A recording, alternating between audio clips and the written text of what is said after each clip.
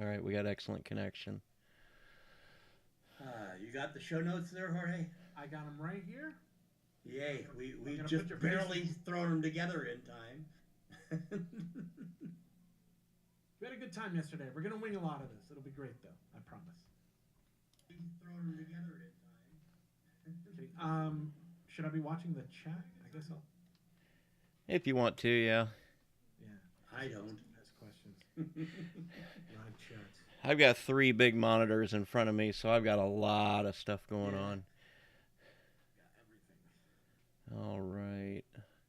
When do we start to record the Audacity? Not yet. We'll let you know. We'll do the old here. 3, 2, 1 thing. Yeah, we do a 3, 2, 1 record and give it about 25 seconds of silence with the mic open, and then we And my 3, dryer 2, 1, running. and then we do 3, 2, 1, and everyone says 0 together, and that is our synchronization. I think he's done it before. Well, had to say it. No, I didn't. Yeah, that wasn't a poke. That was just a. All right, Norbert, for God's sake,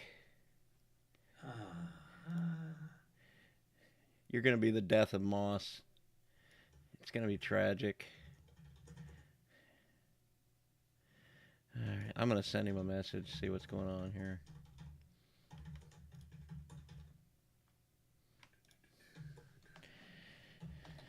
Do we have his phone number? I'll call him. You want to call Hungary? Okay.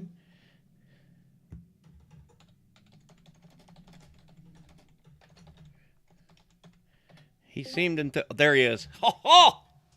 Yes. Did someone just say the magic word?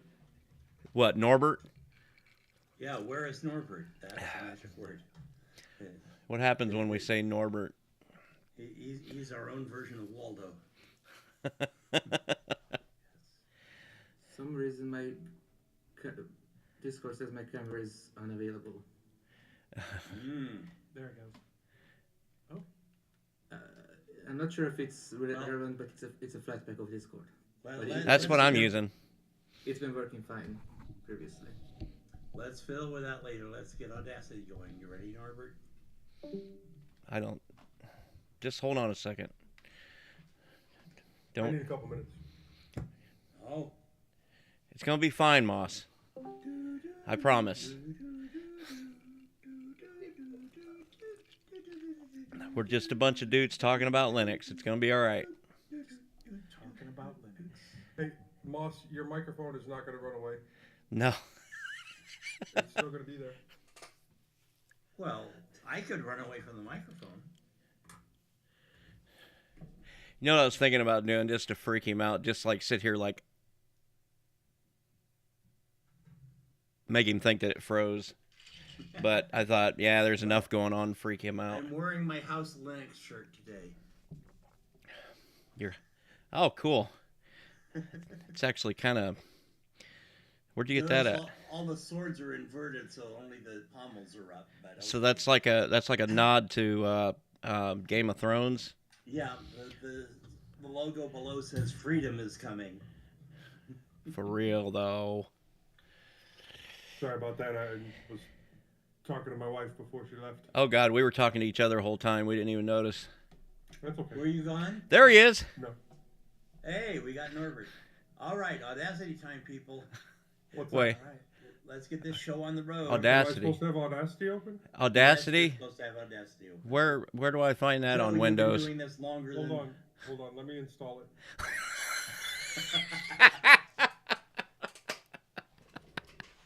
Do the We love you, flat pack, Moss. though. Do the flat pack.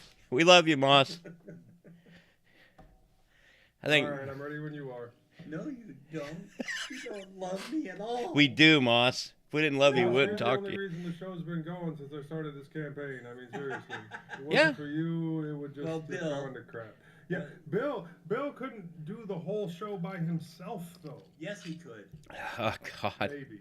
But it would have turned into another episode of Three Fat Truckers. it would have. Well, yeah, but I don't All know that how family-friendly under crap would OBS go away. I was saying if Audacity picks it up. All right, guys, Audacity. Let's do it. I'm ready with Audacity. Okay, 3, 2, 1, record.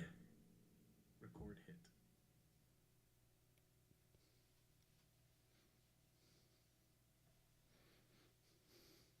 Were we supposed to keep talking or not talking? No. No. talking. 20 seconds of silence.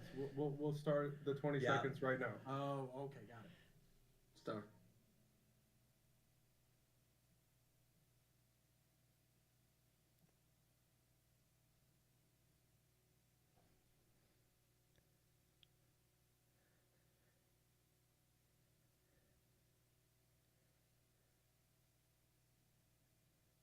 It's so we can get all the background sounds recorded, so that way we can isolate them later and cut them out Got you. with Audacity. Got you. Okay, now we do the sync. 3, 2, 1, and we all say 0 together. 3, 3, 2, 2, 1. 1. 0. Fantastic. Welcome to mintCast, the podcast by the Linux Mint community for all users of Linux. Down here in my basement broadcasting live, I'm Bill. Joe. Oh, handing my son his pill. I'm Joe. So Hi, I'm Moss. And I'm Norbert. And we've got a special guest today, folks. This is going to be an awesome episode. We have George Castro on with us. So we're really looking forward to getting into it with him. Now, This Thanks for having me. is it Jorge or is it George? I think it's technically Jorge, but I grew up in the States and I always kind of went by George, so whatever, Okay. people are comfortable with. right on. I was thinking in my head maybe it was Jorge or George or Jorge. Yeah. People who speak Which- Spanish come up to me and start Yeah. talking, and I'm like, Jorge, yeah. Do you in fact what's speak your- Spanish? I can understand it. I can order beer and food, and like that's it. Uh, Beer. And then just hang out with someone else. all right, I back can to write in Japanese. And Beer when for it's the not side. our turn to talk, we do mute our mics. Got you. So Un what? cerveza, por favor. yeah. Everybody knows how to order a beer. I know how to order a beer in like 9 languages. So which version of your name should we stick to? All right, back to it. This is episode 386. This is episode 386.5, recorded on Sunday the 1st of May 2022. Livestream information is at mintcast.org/livestream. If you see something you'd like to hear about, tell us. Send us an email, mintcast@mintcast.org. Join us live on YouTube. Post at the mintcast subreddit. Chat with us on Telegram, Discord, Facebook, or post directly at mintcast.org. First up in the news, NTF is orphaned. A bare-brained C alternative, or harebrained C alternative, and some new pop. In security and privacy, Microsoft found it, and Musk open sources. Well, we'll see. Then in our wanderings, George is streaming right along. Joe is destroying... Steaming right. I need new glasses, apparently. Joe is destroying more stuff. Norbert had a little too much Linux. Moss is redoing everything, and Bill is pulling his hair out. More on that later. In our innards section, we have an interview with George Castro. The keen eye who's watching the video feed will notice the new guy up there at the top right. He is the community manager for Flatpak and former community manager for Canonical. And finally, the feedback and a couple of suggestions. So first up in the news, who wants to take the first one? You want me to do it? I could take it. Okay. New NTFS driver already orphaned.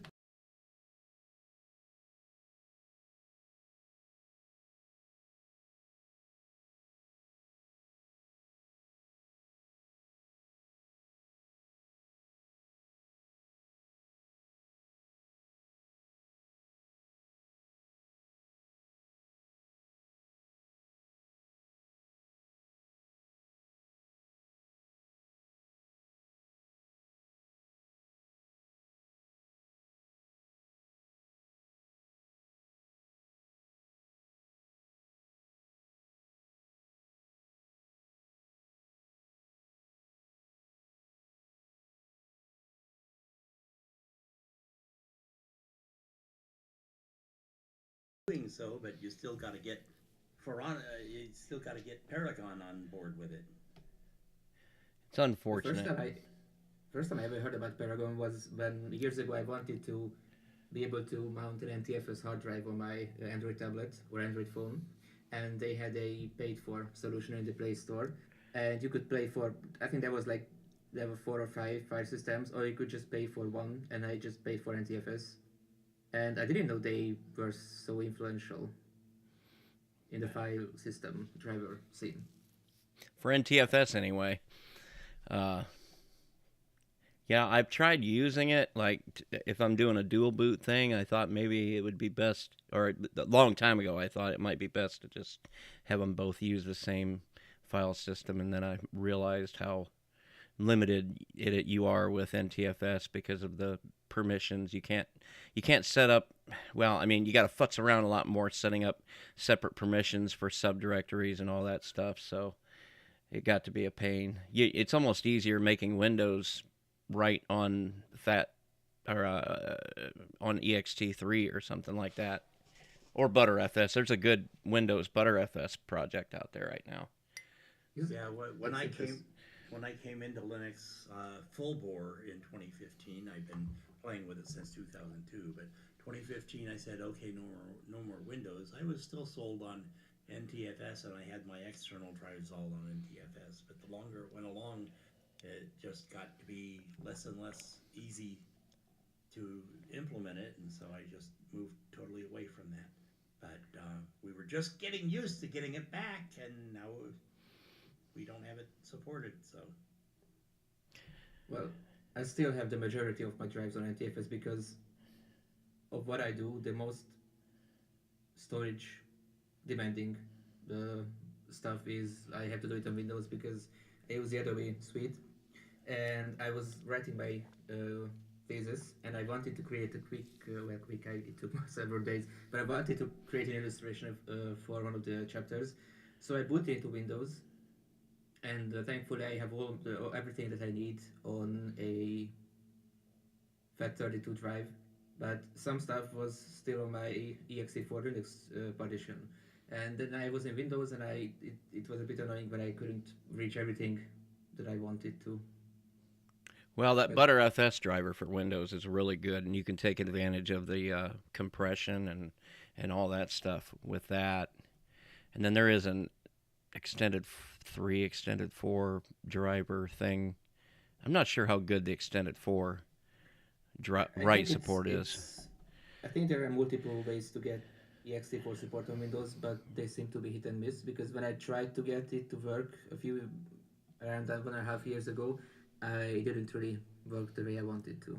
I sometimes wonder if Microsoft had it to do over, or if they felt like they could change from NTFS, if they would, but it would just break all that backwards compatibility that they rely on so heavily. So Yeah, well, in my dual boot machine, I keep, obviously the Windows section is NTFS, and then I keep half of one of my 1 terabyte hard drives formatted to NTFS just for storage. But other than that, I really don't need.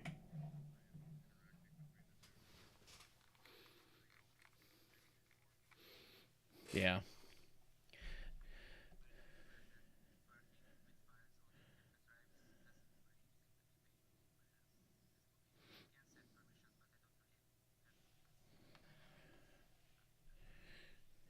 I mean, when you run into problems is if you've mounted your NTFS partition, and you've got the permission set up in your fstab, and then you want to, yes, I said fstab, Moss, and you need to create a directory in there that's got different permissions, and NTFS will just, I've never been able to get it to work.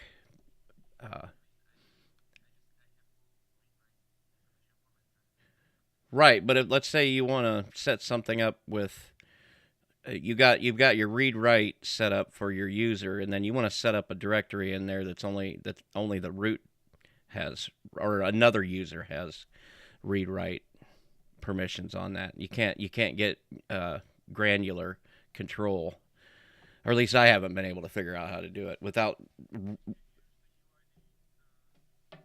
Well, I mean, you're mounting that file system in the fstab, and you're declaring the UUID at mount time.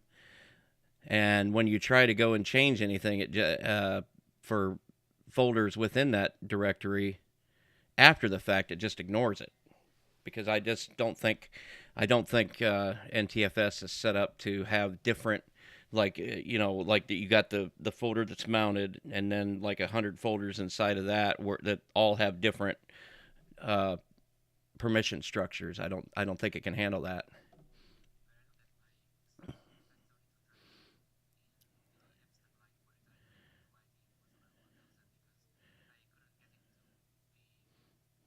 Yeah.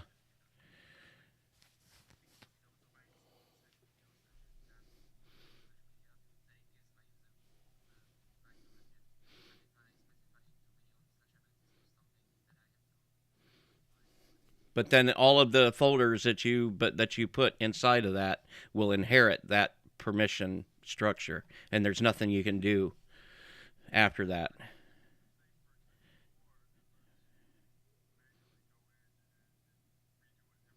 Yeah.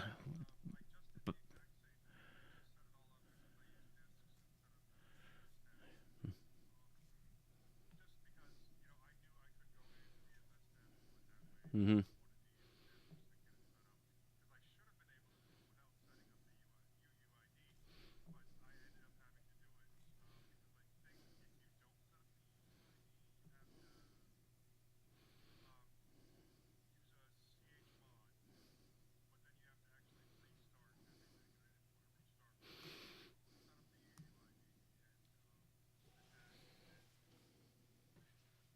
Now, if you would, and then if you'd have set up another folder in that, it would have just inherited those uh, ownership properties, and you wouldn't have been able. If you would have, like, for instance, if you were in a GUI and you opened a file manager and you tried to right click and change the permissions, it would all just be whited out, because you don't have that kind of granular control over it.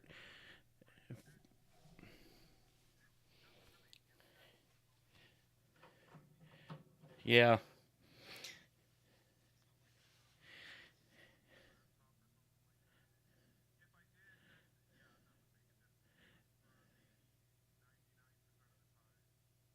I think I ran. I'm sitting here trying to think of the real world example of the problem I ran into. Mostly it was because I was trying to mount stuff in the home directory, but make it available to specific system users, and I wasn't able to do that. It was whatever whatever it's mounted with, that's what you're stuck with, and then you have to give those system users certain access. But then once you give them access, they've got access to everything that has the same properties. That just sounds like a lot of nonsense. But still, I mean, it's like I said. I mean, even for Windows, I could imagine if Microsoft had it to do over, I feel like they would probably go another route. But I don't know. That's just my opinion. Moss, what do you got to say about the C alternative? Yeah.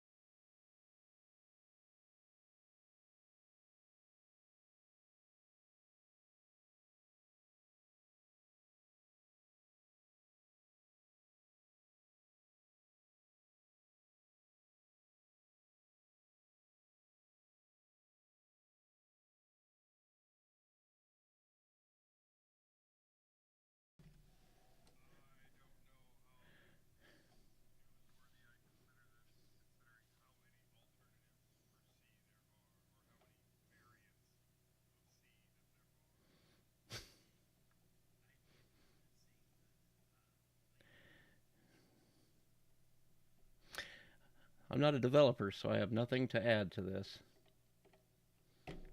So what do you think about Pop, Joe?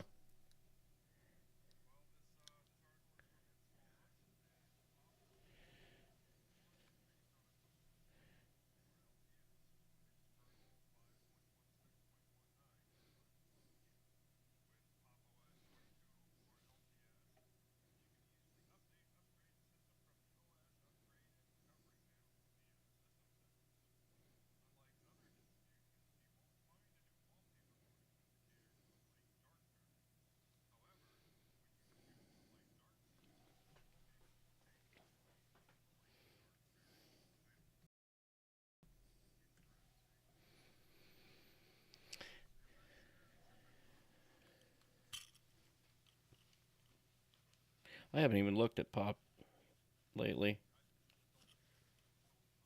I have, but it's been a while. Take it from here, Moss.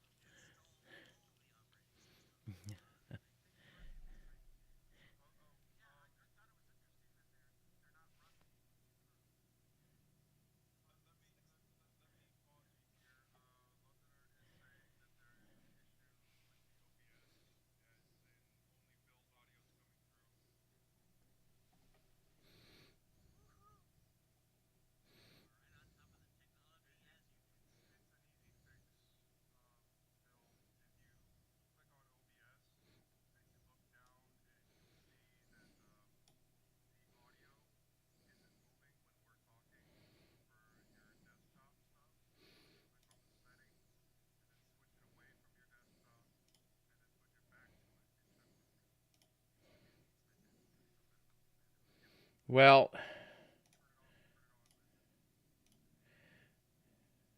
I so I disabled the desktop audio. Somebody say something. Something. Something. I disabled Something. desktop audio in this because I was having echo issues when using some other software in addition to this. This should be fixed now. If somebody could let us know. Londoner, is it working now? Do we sound great? We always sound great. Yeah. Sound great to each other. I'm actually really surprised, Jorge. Usually we get guests on and they have audio issues, and it's fun trying to get it fixed. You sound awesome, and you got a great setup there. Yeah, I got the entire. I got the lights. I've got the mic. I've got triple monitors. I've got the adjustable. Don't worry desk. about me, no. What mic are you using while we're waiting for Londoner to get back This to us is about the- whether the audio's working? SMB 7, the Shure. Oh, It's like a really nice. Yeah, VMware Cool. got this for me. It was nice because I was doing a lot of podcast stuff, and they're like, "Have this." oh, that's awesome. Yeah. What mixer are you using? I'm using the Scarlett, the one that has 2 input, I to I, I2, something like that. And then for mute, check this out. I love this thing. I have a hardware mute switch. Oh. I can just, Are you using it as a foot pedal? yeah. Oh, that's awesome. That way when people are like, shut up already, I could just step my So foot. now I'm the low tech guy in the room. Yeah. Okay. Okay, it says we're back. So Yep, Londoner says we're good. I thought it was interesting that Pop Thank is you, running Londoner. a different kernel now than Ubuntu. So I guess they're fully forked now. Kernel Norbert. Hot Norbert, mute. Sorry. So I thought that was interesting because Ubuntu is still on 5.5, 15 dot something. Let's see. It's cool. I wonder why. I wonder if there's something in all of this. Yeah, I wonder if 1.6. it's an enablement thing or Yeah. Yeah, it might be so that they can enable some of their new hardware or something. I don't know. right, Yeah. right. Yeah. That's what I was thinking. didn't you say you had a Thelio? I do. I have the Mira, which is cool. I reached out to Carl. I've known Carl for years to try to get me I got the custom wood panel thing. Oh, cool. And I wanted a really bright shade of blue. So he took a bunch of pictures of the floor and he was like, which one do you want? So I grabbed it and they signed on the inside for me and stuff like that. It was nice. It's expensive, but Yeah, It's a I've nice got machine. I've got an old used Kudu 3 that now my wife is using. I had to swap her for the T560 I bought her. Well, So now I'm all Lenovo, but we do have a System 76 machine in the house. yeah, I love their desktops. The laptops I'm waiting. I keep telling them put the ThinkPad track point on it and then we'll talk. I've been waiting for that for a long time. We'll see. ThinkPad's got it down, or at least they have in the past. So Yeah. why don't we do security? Yeah, let's do security. Security news, everybody. Dun, dun, dun, dun, dun. Microsoft finds Linux desktop flaw that gives root to untrusted users. Well, that's not good now, is it? This is from Ars Technica. Vulnerabilities recently discovered by Microsoft make it easy for people with a toehold on many Linux desktop systems to quickly gain root system rights. The latest elevation of privileges flaw to come to light in the open source OS. Nimbuspun. I apologize ahead of time. Nimbus Pawn. Nimbus Pawn, okay. As Microsoft has named the EOP threat, is two vulnerabilities that reside in the Network D dispatcher, a component in many Linux distributions that dispatch network status changes and run various scripts to respond to a new status. When a machine boots, Network D dispatcher runs as root. The flaws, tracked as CVE 2022-297799 and CVE 2022-29800, combine threats including directory transversal, symlink race, and time of check, time of use race condition. Explain all that to us, Moss. Nope.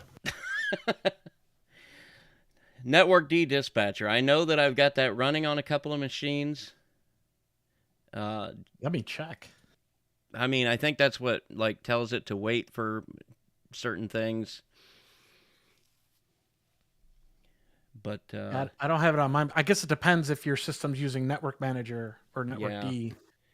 Network D is a big thing on Arch, so I'm gonna have to check my laptop upstairs. Still, isn't it fun that Microsoft found that for us? Gosh. Yeah, I'm still trying to comprehend that. Well, of course, y'all we've know what found a so many symlink flaws is, in right? Microsoft, so Right. You know what a symlink is, right? I do, yeah. Okay. So basically, it's just a pointer within a file system that points to another file system somewhere else, Right. or another location in a file system somewhere else. So you're not storing things in two locations, and if it gets updated in the original location, it's still the same place. It's just pointing to it. So I'm not sure what a symlink race would be, though. I mean, I understand the whole race condition idea, but how would a symlink race work? Maybe there's a set amount of time that a process can create a temporary symlink. Okay, so it would be another redirect? Something along that lines. It has my symlinks are not racist. Yeah. It would have to like a symlink that has to happen before another process comes along and shuts that down. I don't know. So if it's quick enough, it's just changing the location that the symlink points to. Yeah. Okay. Time of check, time of use. Ugh. That one I wouldn't even be sure how to explain. But I mean, yeah, thanks Microsoft. I mean, checks. We appreciate it. We'll get that fixed. Yeah. Go ahead, Norbert. Elon Musk wants to open source Twitter's. Sorry. I start again. Elon Musk wants to open source Twitter's algorithms. This is from the Washington Post. Social media has become one of our most important sources of news, and what gets seen by whom is greatly dependent on tightly guarded algorithms.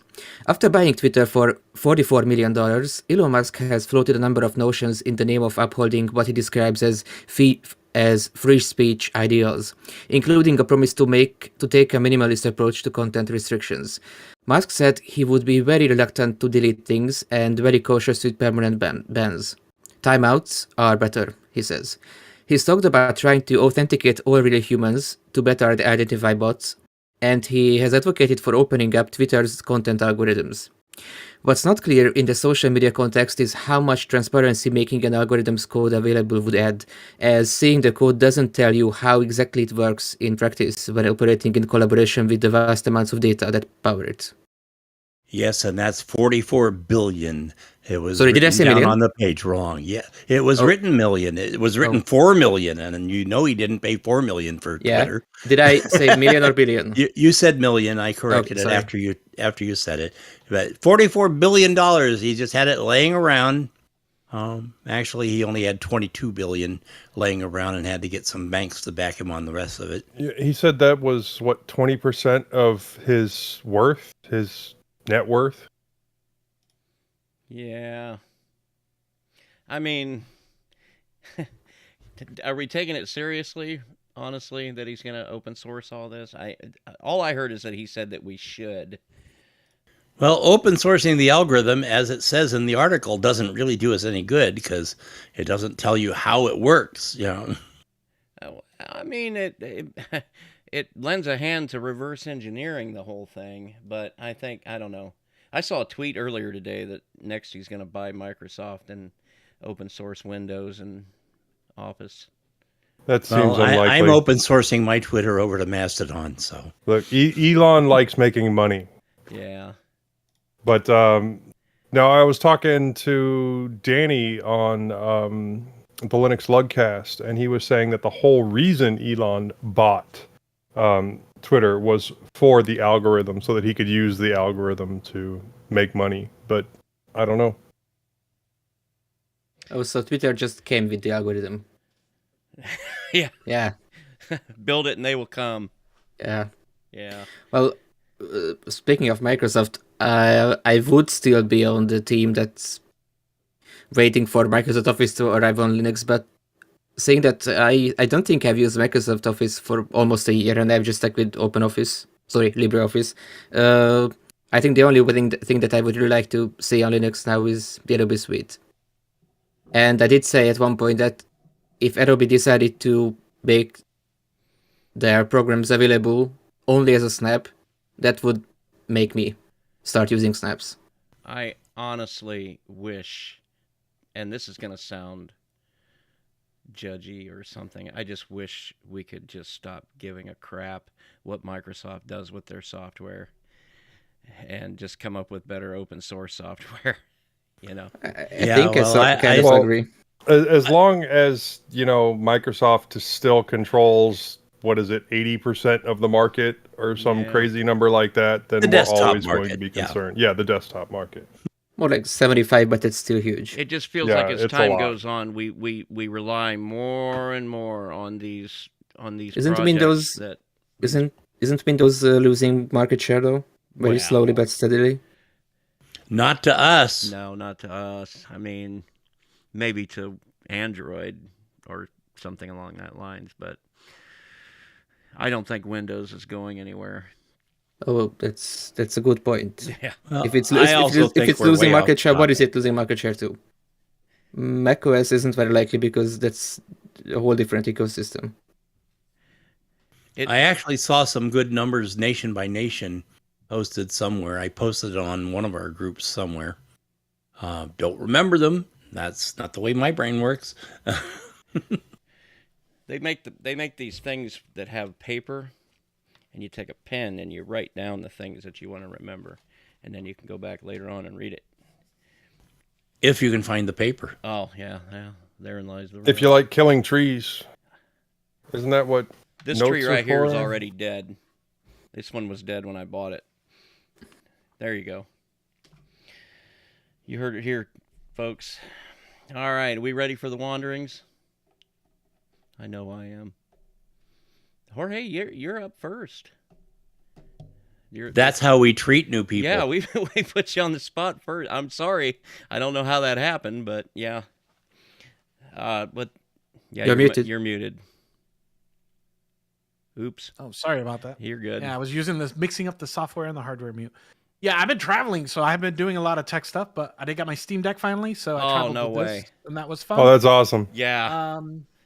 And then I dropped a link there. I don't know if I could drop links in chat, but I gave it. Oh, I thought you dropped the Steam Deck. Oh, yeah. And then I gave a talk at the Linux Application Summit, which is like where GNOME and KDE people go, and they were all in Rome, so I had to stay up at 2 a.m. to give my talk with Robert McQueen. That was fun. Well, and what was the talk about? It was about Flatpaks, the same thing we're talking now. So I'm hoping to reuse all the same. Yeah. Well, yeah. Well, hopefully, yeah, you'll get to. But first, you're the first person we've had on the show that had a Steam Deck in hand. So expect some questions right now. Yeah, here we go. It's running what exactly? It's running Arch, right? Oh, it's running Arch. Yeah. Yeah. Yeah, it's an Arch derivative. BTW. And then if you hit the Steam button, you can reboot it. You don't reboot it. It changes the session to a KDE session, Okay. which it's literally just like KDE. So It have has you settings and have you run any desktop applications on it? Just randomly started installing things to try it out? yeah, so I installed Edge because I played Destiny 2 and I wanted to see how Stadia worked, and I wasn't able to get it to work in Chrome, so I did it in Edge to get that to work. And then I've installed Firefox, and it comes with like this a few standard apps. It comes with GwenView. Sorry, I'm just gonna read stuff off to you here. Yeah. Let's see what else. GwenView. Qt Assistant, Qt Designer. I installed Plex on it, the flat pack, and it was okay, except the Plex, the UI doesn't have touch, and you're like, oh, so close. Yeah, I really wanted to get that to work, and Is it using X? Because I've heard that when you are in the Steam UI for the proper UI, it's using Wayland, but when you switch to KDE, it's using X11. right, Is that true? like when you saw the mode set, that was it switching to the X session. And then, So, but can you get Plasma Wayland to work on it? you know what? I have not tried that. I assume it's hard because it's a lockdown, it's an immutable system. It would get overwritten when you update. Yeah, I guess that would depend where you put the setting, though, right? Like if you put the settings in a readable spot. And we will do a full discussion on that next episode. Are you coming back for another? We will interview you on that Steam Deck. Yeah, you know what? Because I'll get a dongle so I can actually plug it in, and you can just show. Oh yeah. That'll I be can cool. just- That you is can so just actually tight, see yeah. the desktop and stuff. Yeah, and the keyboard shortcut or the on-screen keyboard and stuff works in KDE now. So it's Have you hooked up an external keyboard monitor? Yep. I was installing Steam games, and they're like really big. So I did an Ethernet dongle. I've done Bluetooth, multiple Bluetooth headsets. I've done a mouse.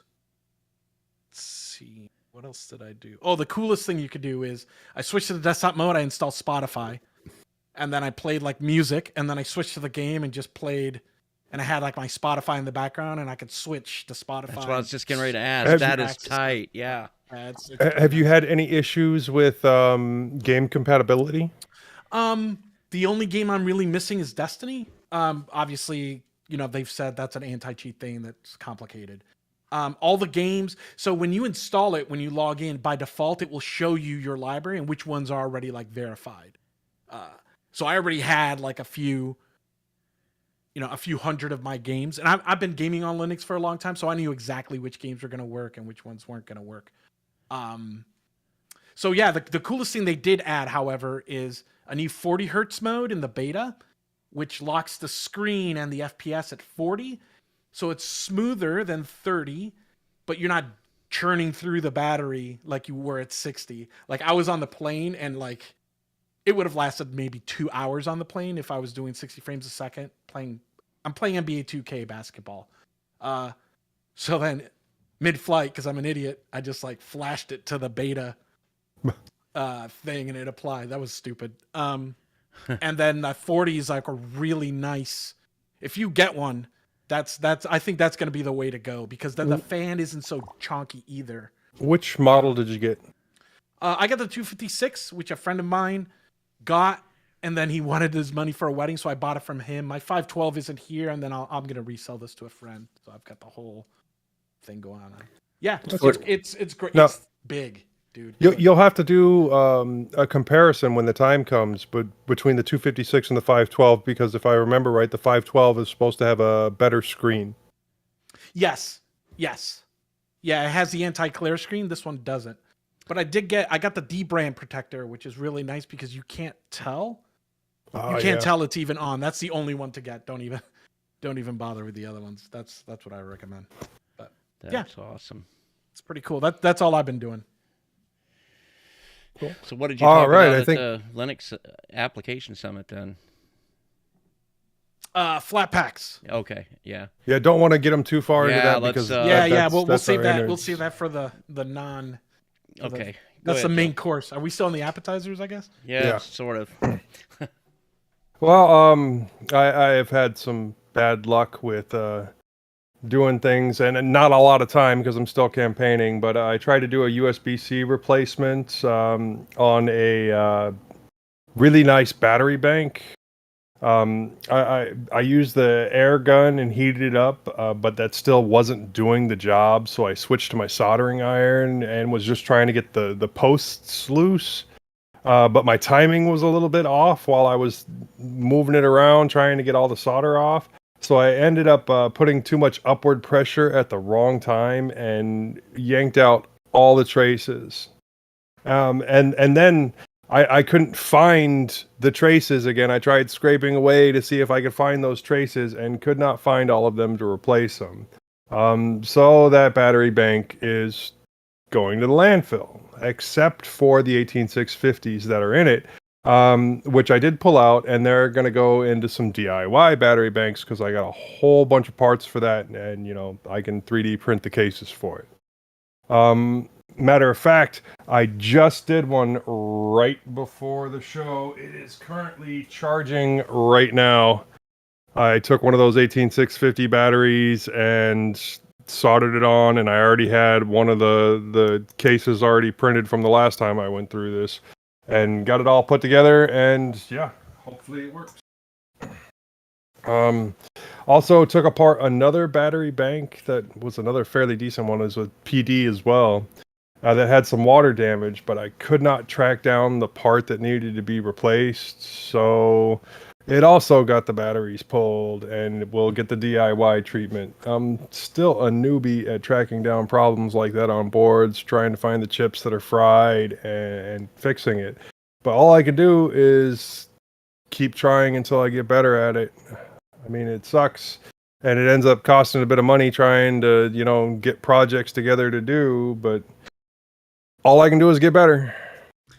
As they say, experience is directly proportional to ruined equipment. Yep.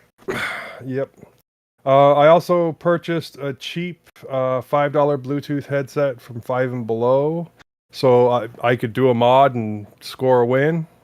I did a full cable replacement on both sides with some MMCX cables, and it works great.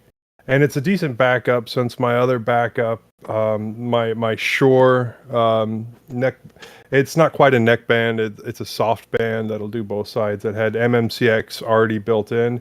Well, it had the battery kind of died in it, and it's not so much impossible to take apart as it is impossible to put back together after you take it apart.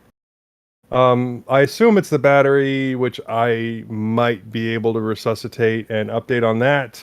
I was able to get it going again, but I don't know how long it's going to last, because once you start having battery problems like that, it's usually pretty downhill. And part of the reason that I'm trying out different cheap headsets in this way is to find a long-term replacement for the neckband style headsets. Since they seem to be going away in favor of the true wireless, which are almost impossible to work on in any real capacity. And I have about a week left on the campaign trail. We're in the middle of early voting right now, and that it's been fun. I will say that. I'm really enthused by the level of support that I'm getting from people, and with everyone, telling me, "Hey, I voted for you." And I got a bit of a sunburn yesterday. I don't know if you can see it on my face, but You're saying you can find Texans who will vote for sane people? it's crazy. I know, right?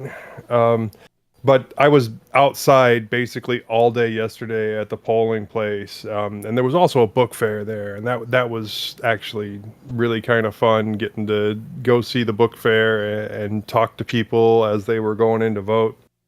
And now, I don't usually talk about the books that I'm reading anymore, but I wanted to mention what I'm currently listening to is a book called Reality Plus. And it's actually a philosophy book, which discusses virtual reality and whether or not we're living in a simulation and how to prove or disprove it. Little hint, you can't really prove or disprove it.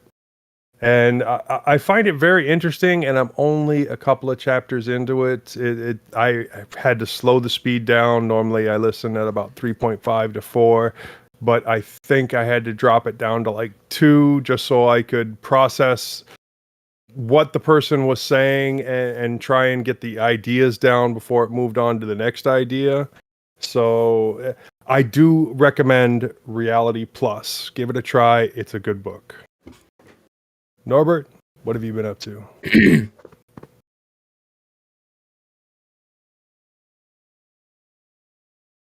Norbert, what have you been up to? Oh, sorry, I just muted myself. I wanted to unmute. Well, I finally started researching for a video series I want to do titled The Tree of Life, because this is something sort of relevant to my thesis topic, and if I'm going to do research for that, I might as well just get some other stuff in it that I can read, so I can make my comeback on YouTube, which I haven't really been actively doing for maybe 1 or maybe 2 years. And so basically this is going to be an educational video series that I plan to produce in both Hungarian and English. So if this becomes a thing, that means I can finally launch my English channel and have something else in the announcements other than my email address where people can find me. So I'm a biology student, so I mostly would be doing biology related educational videos, and the Tree of Life series is basically for exploring and disproving how people have this concept in their heads that the Tree of Life consists of bacteria, and then there are animals, plants, and fungi, and that's basically it. And there are also some other unicellular organisms. So basically what scientists are trying to do is reconstruct how evolutionary lineages diverge from each other. And currently how they think it looks like it looks basically nothing like we had maybe like 50 to 60 years ago. And something interesting, because they have the technology, scientists have the technology that when they have to take a species, they sequence all the DNA in the cell of the species, basically the entire genome, which is everything, all the blueprint to everything in the organism, and then they can compare species on the level of all of their genes. And this is not directly relevant, but recently I've seen a video by Brody Robertson who was talking about how in programming the number of lines of code doesn't necessarily have implications to the quality of the software, because he said that if you have lots of lines of code, that doesn't really mean that your compiled software will be any slower than if another software has fewer lines of code. So lines of code doesn't really mean it's well optimized if it has fewer lines of code. And I was thinking, and I realized it's basically the same thing with evolution and DNA, because the DNA in your cells is basically like maintained code.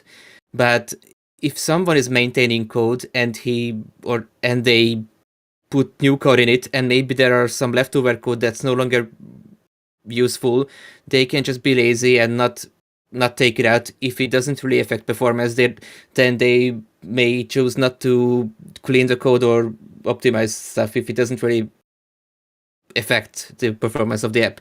And I realized that this is a good parallel for DNA, because evolution is just a series of random processes, and if there's a mutation, if it's beneficial, then it's going to be more prevalent in the population. If it's not beneficial, if it's harmful, it's going to disappear really quickly. But there are a lot of mutations that are just neutral. So DNA just randomly changes based on errors when the DNA gets copied, and we have a lot of DNA in our cells that's basically not really doing anything useful, or maybe not a lot, but there's certainly some of the DNA there. But that DNA can still be used by scientists for comparing species and trying to figure out how evolutionary relationships work. So this is very interesting. This is relevant to my research work for my thesis. Specifically, I will be working with a team who was trying to reconstruct the tree of life of fungi. But I want to make a video series exploring the entire tree of life. So starting with bacteria and then go to more advanced organisms, which should be interesting. On the Linux side of things, I started seriously getting into Linux maybe 1.5 years ago, and it seems like that now, at this point, I'm sort of out of my initial hyper enthusiastic stage, because when I got into Linux, it was this great new thing, which of course it is great, and it was new, and lately I realized that how much of the content that I listen to and watch or consume is Linux related. And then I realized that I should probably cut back on the Linux related content that I consume so I can have space for other content, because yeah, at this point Linux is now a daily part of my life, and it's still, I still consider to be tinkering with Linux as a hobby, but it's a sort of calm down. It's like when you meet one of your idols, maybe a rock star for the first time, and you for first maybe if you happen to have the chance to talk to them for an extended period of time, for the first maybe like 10 or 10 minutes or an hour even, you're very enthusiastic, and then you calm down and you can talk to them normally.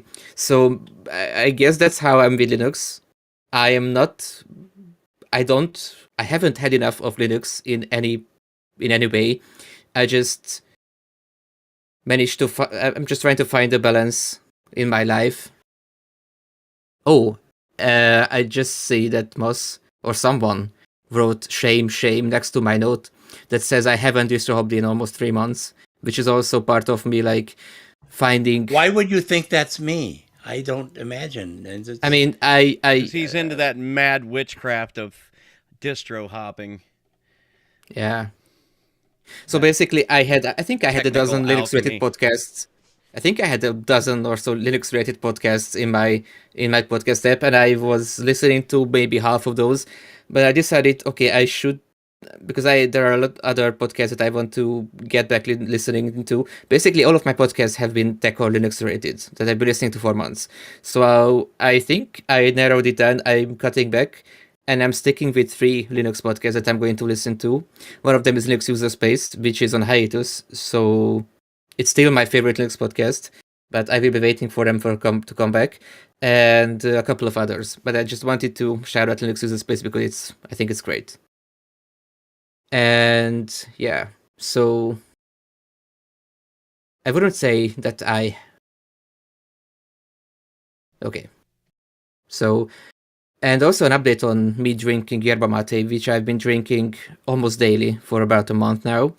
And I do have to say that it really works, even too well sometimes, because if you just use the same amount of mate that you would use tea or coffee, that it has more caffeine than tea, but not as much as coffee. But if you fill up with dry leaves, you fill your cup with dry leaves, maybe halfway through, then you start pouring water and then re-pouring water again when the water's gone, and you just drink it. It can have you running for hours, half a day, maybe even a day. So I would just have 1 cup of mate that I keep refilling it with water each day, and right now it's empty because it's almost 10 p.m. here. But I do have to say that it is very efficient. And I think it even gave me a boost because I haven't been drinking coffee for years, but I've been drinking tea. And since this is more energizing than, well, not energizing, but it makes you focus better. So in that sense, I seem to be, well, the taste is a different question, but the effects, I really do like its effects. The taste is interesting. I still drink green tea because I like green tea, but I'm getting used to it. The first 1 or 2 cups, when the leaves are still fresh, tend to have a stronger taste, and I think I like it when it's really strong. When it's weaker, I don't like it as much, but when it gets even weaker, I just keep refilling it, and I don't really end up drinking water on days when I drink mate because the leaves get weaker, the infusion gets weaker, but I still get liquid intake. So, yeah. Drink mate because it's good.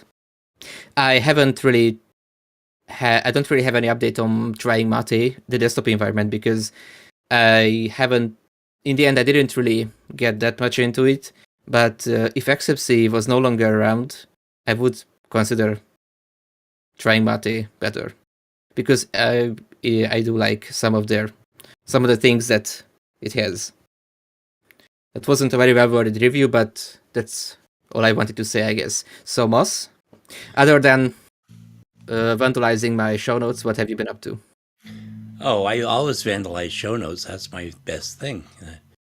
I am the editor. Anyhow, as most of you know, I tend to work mostly with distros that I could foist off on a new user and feel comfortable that they could keep using it. And I have been very surprised that Arco Linux has worked so well for me. And then I noticed that the last couple of weeks, Arco stopped updating.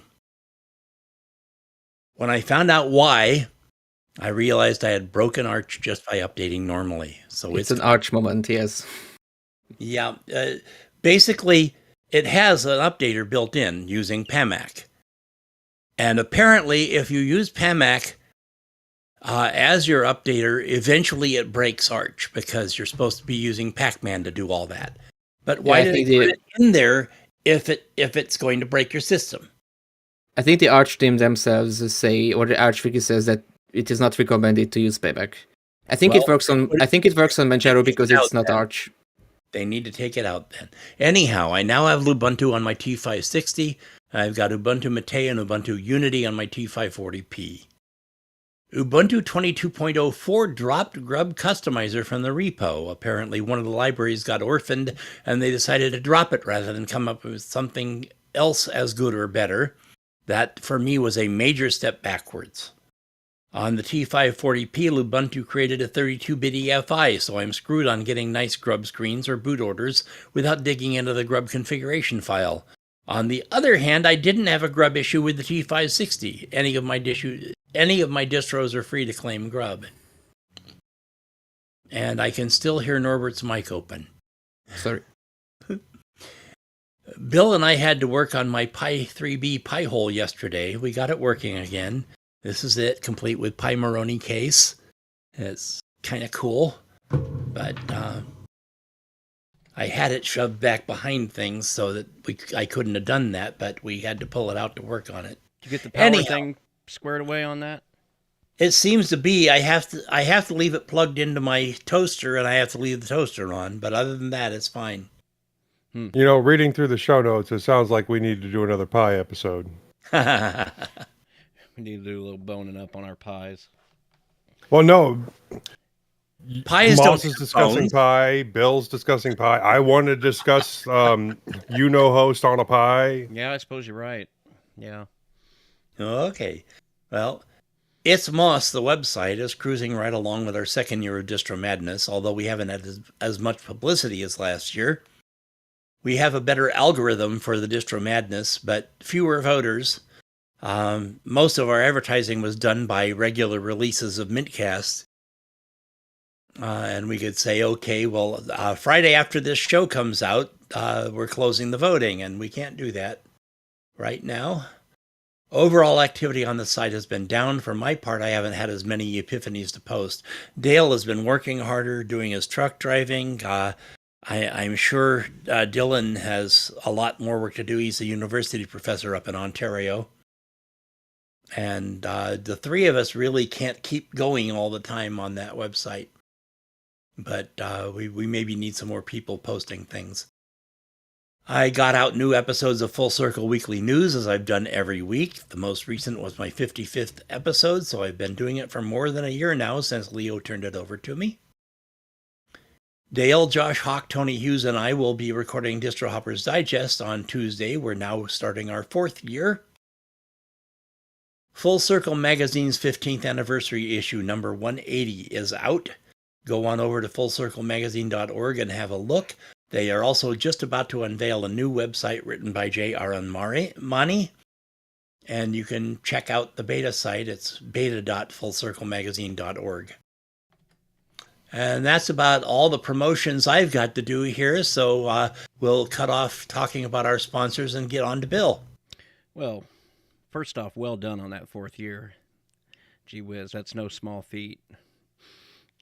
People, it surprised me. I keep feeling like I'm burned out and ready to quit, and people going, "No, you can't quit. You're the show." And I'm going, "Huh?" Okay. I think, it can't be overstated the amount of effort that goes into making these shows, even the small ones. You have to be dedicated, time-wise to these things. If you're gonna do it and you're gonna stick with it, you've got to actually be a reliable participant. And even with Full Circle Network News, weekly news. See, I can't even say my own show name. Full Circle Weekly News. It takes me probably 3.5 hours to turn out a 10-minute podcast. Yeah, and I have to get the script in from South Africa. I have to edit it for content, and then I have to chop it down to what I can squeeze into 10 minutes. Take all the U's out of flavor. Then I record it and have to chop everything out because it didn't quite fit 10 minutes. Yeah. Well, I'm not going to bore everybody this week with my trucking talk. If you want to hear about that, go watch my other podcast. But this week it's been, for my part, I've been doing some learning on how to, well, for anybody that doesn't know, one of the challenges that we're going through right now is basically our infrastructure for this show needs to be basically rebuilt from the bottom up, because for one reason or another, a lot of the services that we've been relying on for a lot of time are either coming to an end or doing some kind of change, and it's all happening roughly the same time. We had our website hosted on a service based out of a VPS based out of England for some time, and I'm not 100% sure. Maybe somebody could chime in on this.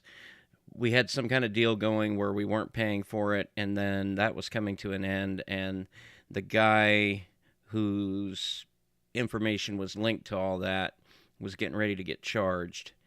And it was basically, if anybody knows anything about VPSs, it was basically the type of VPS that DigitalOcean or Linode is charging like $5 for. This service was charging like £13 a month. It was just a basic 1 core, 1 gig of RAM, 20 gig of storage. And so we had, we're still in the middle of figuring all that out. The initial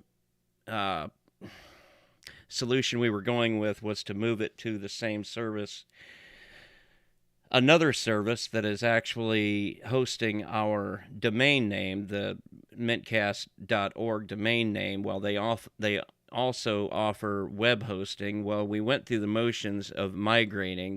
They've got some sort of simple migrating path. And they said it was simple. They said it was simple. To be simple. Well, I don't know what we did wrong, but I entered all the information, or at least I thought I entered the information, and a couple of other guys were on a live feed with me. I think we actually streamed a lot of that last week, where we set up the information it asked for to switch it over, and they said it would take about 48 hours, and as of right now, that still hasn't happened. Now, we've got a little bit of time left on our Bytemark server before we have to actually shut that down and have a solution in place. So, what I've been doing is learning. Believe it or not, as infinitely intelligent as I am, I didn't know how to do a website. So I thought, well, the best way to deal with this is just not to have to rely on anybody and self-host this stuff. That way we're literally, because for anybody who doesn't know, we're sort of a zero income podcast. We don't want to ask for money really, and we don't there's no ad revenue coming in or anything like that. So the most advantageous thing for us to do is to come up with a solution that does not add things to our grocery list that we have to pay for. So I've got gear down here in this basement to host this stuff on. And if a 1 gigabyte RAM VPS can handle our website, I think a Pi 4 can do it. So I've been learning how to set up a lamp stack on Raspberry Pi OS, and then downloading WordPress onto there and explode it out and making a website. And then I thought, okay, that's cool, but I've also got a Nextcloud server running right here to as basically a drop-in replacement for our Google Drive that we've been relying on. And I need to be able to, people need to be able to resolve to all these things from the internet. So how do I do that? Well, the answer is to set up a reverse proxy. Okay, what's a reverse proxy? Well, basically, it's just using a web server to resolve incoming traffic that is coming into your LAN on one IP address and then sending it to the necessary internal IP address. So in essence, you can run several different kinds of servers on one network connected to that reverse proxy, which is running Nginx, by the way. And then I can run my website for my other show. I can run the website for mintCast. I can run our Nextcloud server. And apparently there's a Mumble server that needs set up too. That's another thing that needs to get set up. Well, we aren't using the Mumble server, and the only people that were was my other podcast, Distro Hoppers, and we have other things we can do. Okay. You don't have to set up a Mumble server just for us. I'm not I'm sure I could talk to Dan, and if anybody really needed to, we could set up a room on the Tilts Mumble server, or even talk to the HPR guys and see if we could set up something there again. When we started, we were using the HPR Mumble server.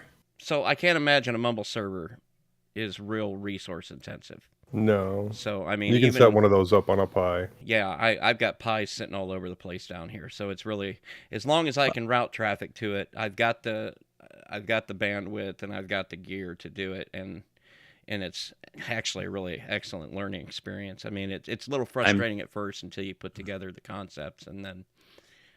Yeah, I'm actually trying to talk the guys into using that system that you showed us yesterday. Oh, yeah, VDO Ninja. Yeah, more on that. Another thing, Joe, you're not up on this yet. We were talking yesterday about switching the way we do the video over to this thing called VDO Ninja. So basically what it would do is give us the capability of having a sort of a layout of videos like this. But instead of it being a evil proprietary gamers chat platform that we're shoehorning into a Linux podcast, it would be an open source thing, and this runs in a browser. You just go to VDO. Taking the place of OBS? No, it pipes directly to OBS. Okay. Taking the place of Discord. Taking the place of Discord. And okay, it's the beauty of it is that it's all the work is done server side. So it's very low in terms of resources, and this would have been ideal. Now, I mean, George is a little bit more technically inclined, but if we had a guest that was perhaps might not have all this stuff installed on their system, all they would need is a browser, and that browser. So similar to like a Jitsi room, where you Jitsi just have software. to go to the website. It's Jitsi software even. This literally ran completely from the browser. It's beautiful. In fact, I came across it by emailing into Destination Linux because I was frustrated with Discord the way. See, the thing about Discord is the person who is it's a little hard to describe, but the person who is doing the streaming, in this case me, I'm doing a window capture of this video feed for all of us, and I'm piping that off to OBS to go up to Jitsi, or Jitsi, YouTube. YouTube. So what you're getting is actually a mirror image of me talking. So if I put something up, that's got writing on it, what are you seeing? I see it correct. You see it correct, but people on the YouTube stream will see a mirrored picture. You can fix that in OBS. Well, what I would have to do, you could flip the whole thing around, but then you guys would be backwards.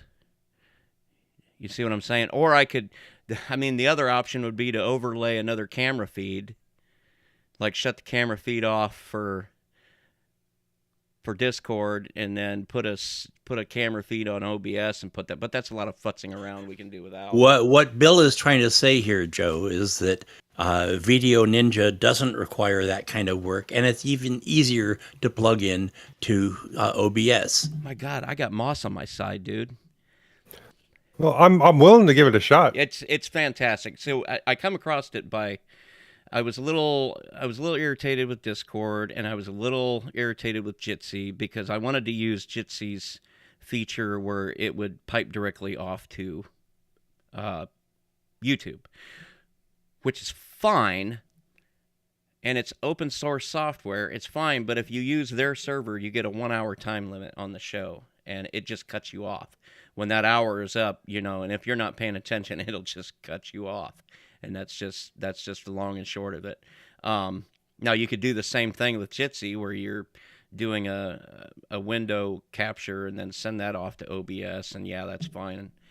But I wrote into Destination Linux and I asked, what are you guys using to make your show? Because the thing I noticed about their show was it was just, their video is just clean. It's just good quality every single time. They didn't answer my email, but the very next show they recorded, they went through, started talking about all the software they were using to make the show. So I felt like maybe they were, that was their way of answering me, and they started talking about Video Ninja, and I thought, well, this is crying out loud, this is no software involved.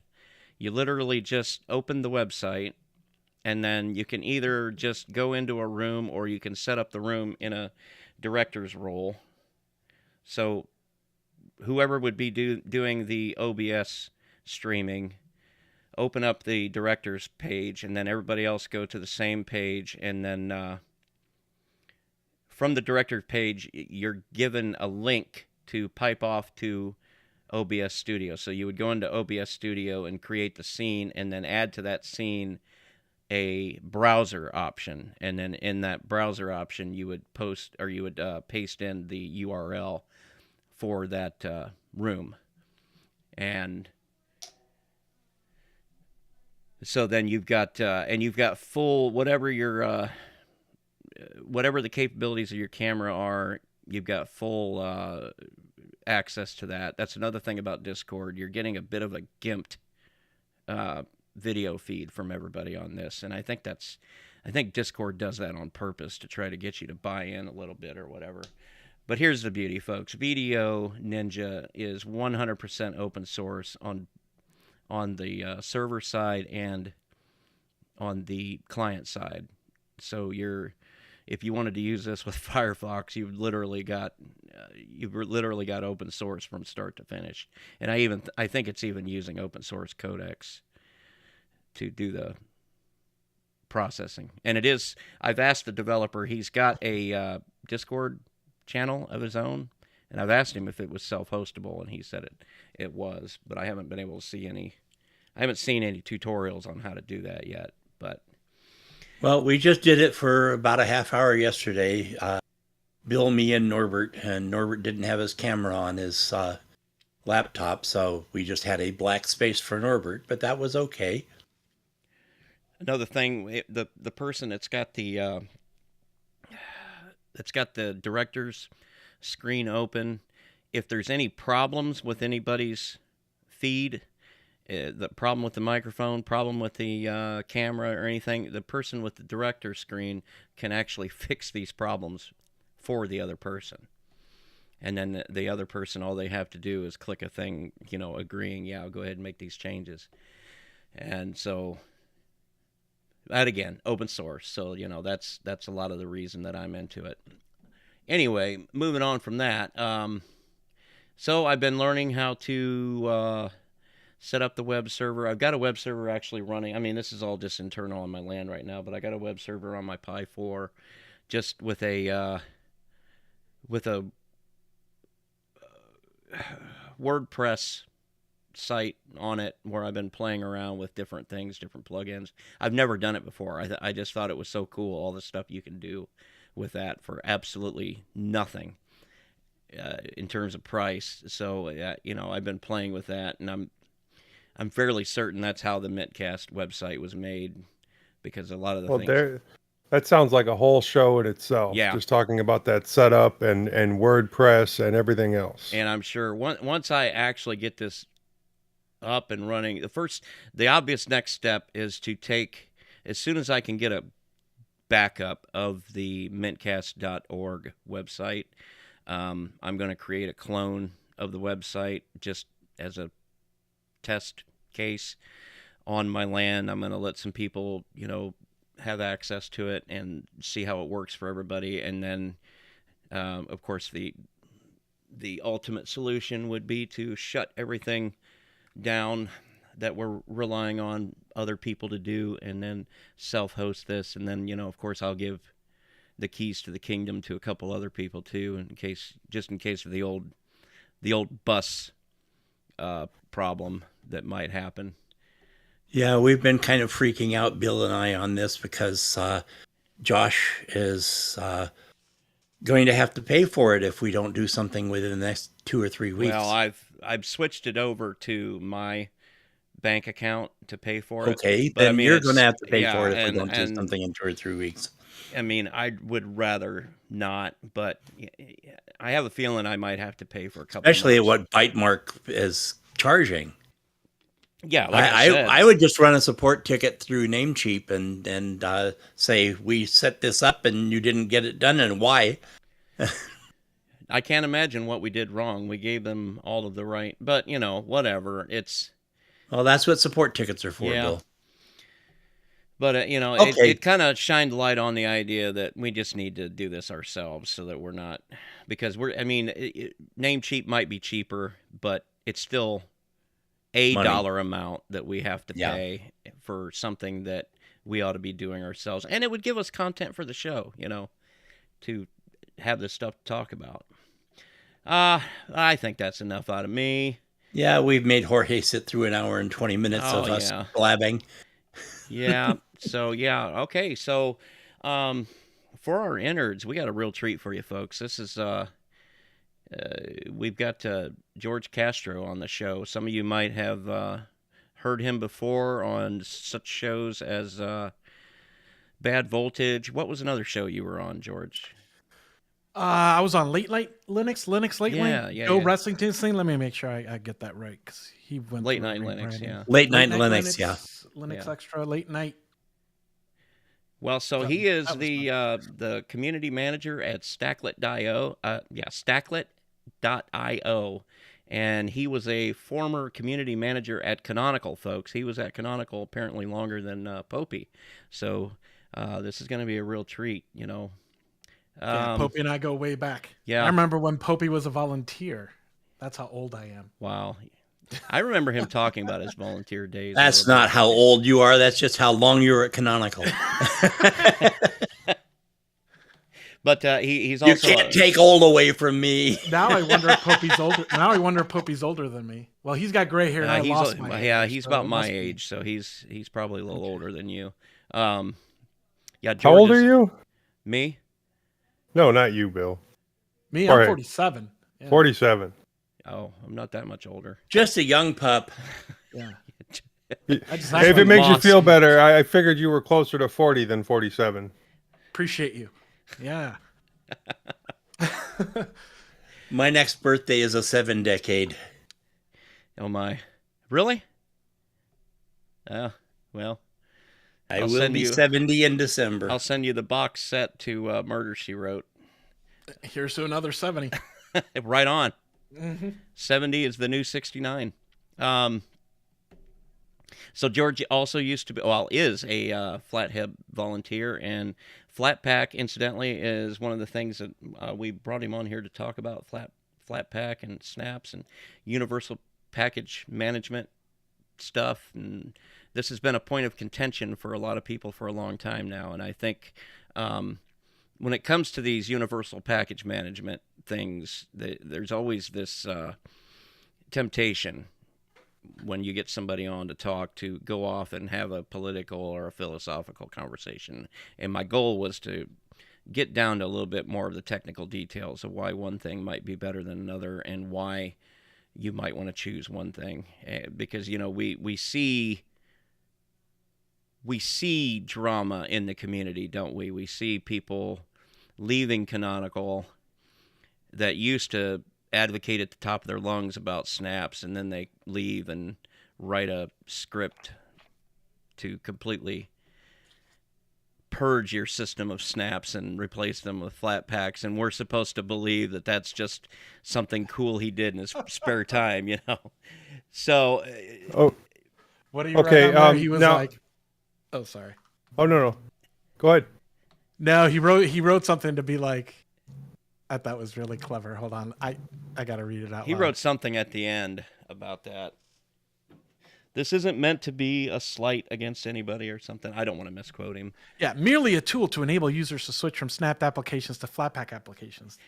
This is not intended as a commentary or slight against any software. It's just a utility. Right. We'll do the commentary. Thank you very much. So we're going to do the commentary. So, do you have like a standard spiel for this, or did you just want us to start running I off figure questions? we can ask questions about You know, could just anything give that us your the talk audience- that you did the other day. So but that had yesterday slides and stuff. That's yeah. we had Well, folks, if we we, didn't- we we had can one set heck that of a up. conversation yesterday when we were having our little meeting to get ready for the show, and I thought, oh gosh, I wish I would have at least recorded it, you know, and then maybe put it on as Bill will start Yeah, us we off should have by streamed asking that. me questions. I and then oh we'll- great, we'll yeah, get to there it. you go. Yeah. No, So, why Flatpak? So I think a lot of the ideas behind doing something like this is you've had your traditional distro model, right? Which is you get, let me just use Debian as example, right? Debian stable comes out. There's 20,000 packages or whatever there, and that they all get tested and blah, blah, blah, blah, blah. And that gets released as a version of that distribution. And distributions in the past were generally like, let's try to package the universe, right? So back in the day, you would get like the Mandrake Power Pack or whatever, and in the back there were like 9 DVDs or whatever, and that was all of the software that you could like possibly do. And you could grab, it came everything from like web servers to like everything, all the languages, right? But as time has gone on, it's become clear that the amount of software is clearly outpacing the amount of people that can package stuff, right? So if you were to add up all the Linux distribution packagers among, all the distros or whatever, it's like a few hundred people, right? And meanwhile, on GitHub and everywhere else, software has eaten the world. Open source software has eaten the world, and the amount of software being produced is outpacing the capability of people to be able to package that and deliver that to users in like a timely fashion, right? So formats like this were developed to speed that up. And in order to do that, you have to change certain things, because instead of having a few hundred people kind of gatekeeping and checking all the software to make sure that everything is right and things like that, you move to a lesser trust model where the application is untrusted by default and kind of packaged by CI or ideally not a human, and then kind of auto-published into a system. And then your operating system treats those applications as untrusted by default instead of giving them root access by default, which is how traditional Linux distros are being put together. So this- almost Oh, almost sandboxing. Yeah, because you have to sandbox it, right? If you're going to remove the people who are kind of vetting, all the software and doing all that kind of stuff, it has it has to be sandbox, right? Like we can't automatically, put Debian packaging and everything in GitHub and then just pipe that into distro. That will never work. So that's why the kind of usage model is different than like your traditional Linux distro. Now, a lot of people think they hear this and they like flip out, right? Your traditional Linux distro isn't going away. Like your maintainers are still going to be the same overworked, underpaid volunteers, right? They're just concentrating instead on the core operating system and maybe not so much, packaging every email application in the world, right? Where we could have GitHub Actions do that for you, right? But in order to automate it, we got to make sure that, when that gets to your computer, it's not able to stomp all over your stuff. That part, I think, is the part that gives people problems, because if you've grown up on Linux using everything and everything works in the traditional Linux distro because everything has permission to everything else, right? And you're moving to a least trust model, that could be a bummer for people, right? Especially if you have to type a command that says, yeah, I think it's okay for this application to get access to this arbitrary thing on my disk, right? On mobile, it just prompts you, right? When you install a photo app in mobile, it just says, do you want access to your this app to have access to your photos? And you hit yes, right? Or no, depending on what you want to do.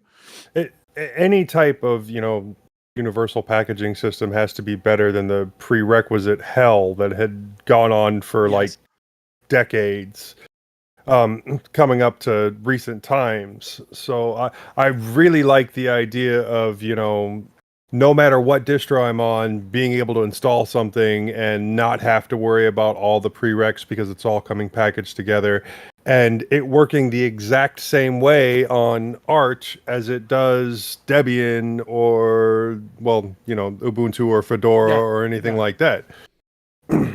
Right. So, because I think in the past we kind of grew up. I've been using Linux since like 1992 or something, right? Like I got 32 You got floppies 10 years of on me for that Slackware or one. whatever it was. Yeah, you got a few years on me too. Yeah, and like the whole idea that we pick distributions based on who's packaging the same stuff faster or better than the other one, right, is kind of how we grew up using Linux, right? You're like, well, I want to use newer versions of stuff, so now I have to move to a rolling release distro, but I want stability, so I have to use an LTS-based distro or a RHEL or something. But then I get stuck with GIMP that's like way too old, right? So I think especially on, so I'm talking about client here, right? Like I'm not going to go tear down your Linux servers or whatever. I want to have my cake and eat it too. And I think a lot of people do, right? If you are happy on your stable distribution, you should be able to get the apps you want without having to upgrade your operating system. And in the past, the boil the ocean thing, it totally worked. It worked in the 90s. It worked in the early 2000s. The whole idea, I remember Windows people going around hunting and pecking for apps, right? They go to the web, they download something, and then you move to a Debian-based system, and it's like, oh, I get it. It's a one cohesive whole, right? That like, I just do high-quality system upgrades instead of, trying to figure out how to update my IM manager. The problem is that open source took over the world, and the amount of applications just exploded, right? And the way this was fixed on server and cloud is using cloud technologies like Docker that allow application developers to package up their own stuff and be able to deploy that anywhere relatively quickly in an immutable manner. Now, that does open up different problems, right? And I think you'll hear when people talk about Flatpak and stuff that, okay, well now who's updating this library for me that like before I used to trust my disto maintainer to do that, right?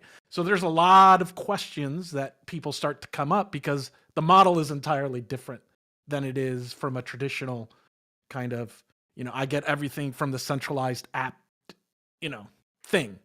So, and there were a few things that, so Ubuntu was very much into fixing this problem in the late 2000s, post 2010, but before 1604, right? We tried so many things. The first one we did, We had an official backports team that would sit there and backport stuff from Debian, right, into the thing, and you would enable a backports repository on your distro, and then you would get that, right? And then Launchpad added the PPA functionality, which originally meant for developers to be able to rev fast so they could build binaries so that they could take that work and stick it into Ubuntu and Debian so it could filter down.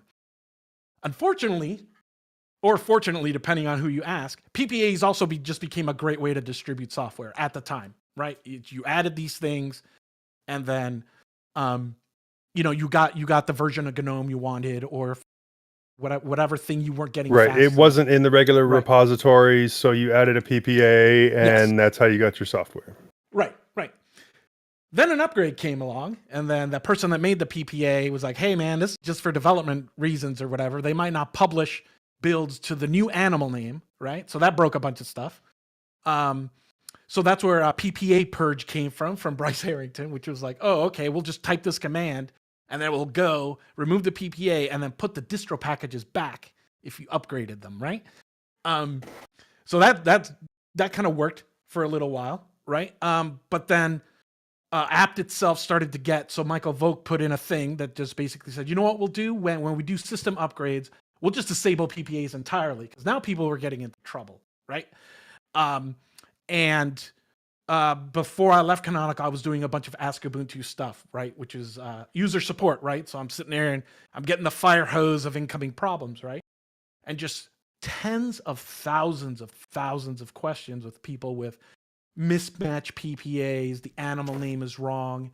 Sometimes people grab a Debian repo and then they put it in Ubuntu because, at 10.04 they were binary compatible, but they weren't afterwards, so people just assumed that they always were. That's not true, right? And then you have the Ubuntu derivatives, and then built on Ubuntu that might or might not be official with those PPAs coming around. So then you had people trying to add stuff, and it just became the mess kind of that we know and hate today. Spaghetti.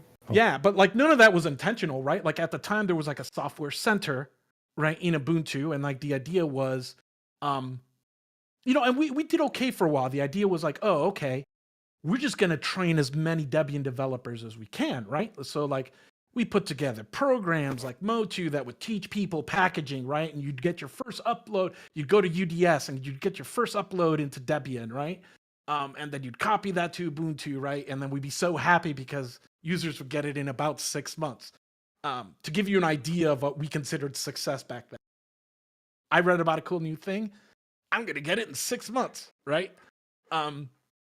So there's a lot of ways that people have been trying to get that stuff back, the stuff that people want in a reliable manner to their distro. Now, another way to do it is you could do what Ubuntu Devil does, or what Arch does, is just rev the entire thing as fast as possible, right? And that can work for some people, but it can also not work for some people. Meanwhile, on mobile, they just have a split, right? They have the apps, and then they have the OS image, and those are decoupled, right? So meanwhile, mobile Linux is kind of proving that this model is working, and I've seen it work in cloud. And in a lot of ways, and you have a Chromebook, right? I don't know if any of you have a Chromebook. So whether you care about the payload or whatever, whether like doesn't matter, right? You might hate Android or not like it. Same with Chrome OS, right? But the model of having a base OS that's stable and updated independently of the applications, I think that model has been proven. And for me, it's about convincing the Linux desktop that it needs to get there. That's the spiel. Yeah, that's completely understandable. And it sounds like it would work a whole lot better having the applications be completely independent from the base operating system. Right. But to head out into the weeds and still keep it technical. Let's get weedy. Yeah.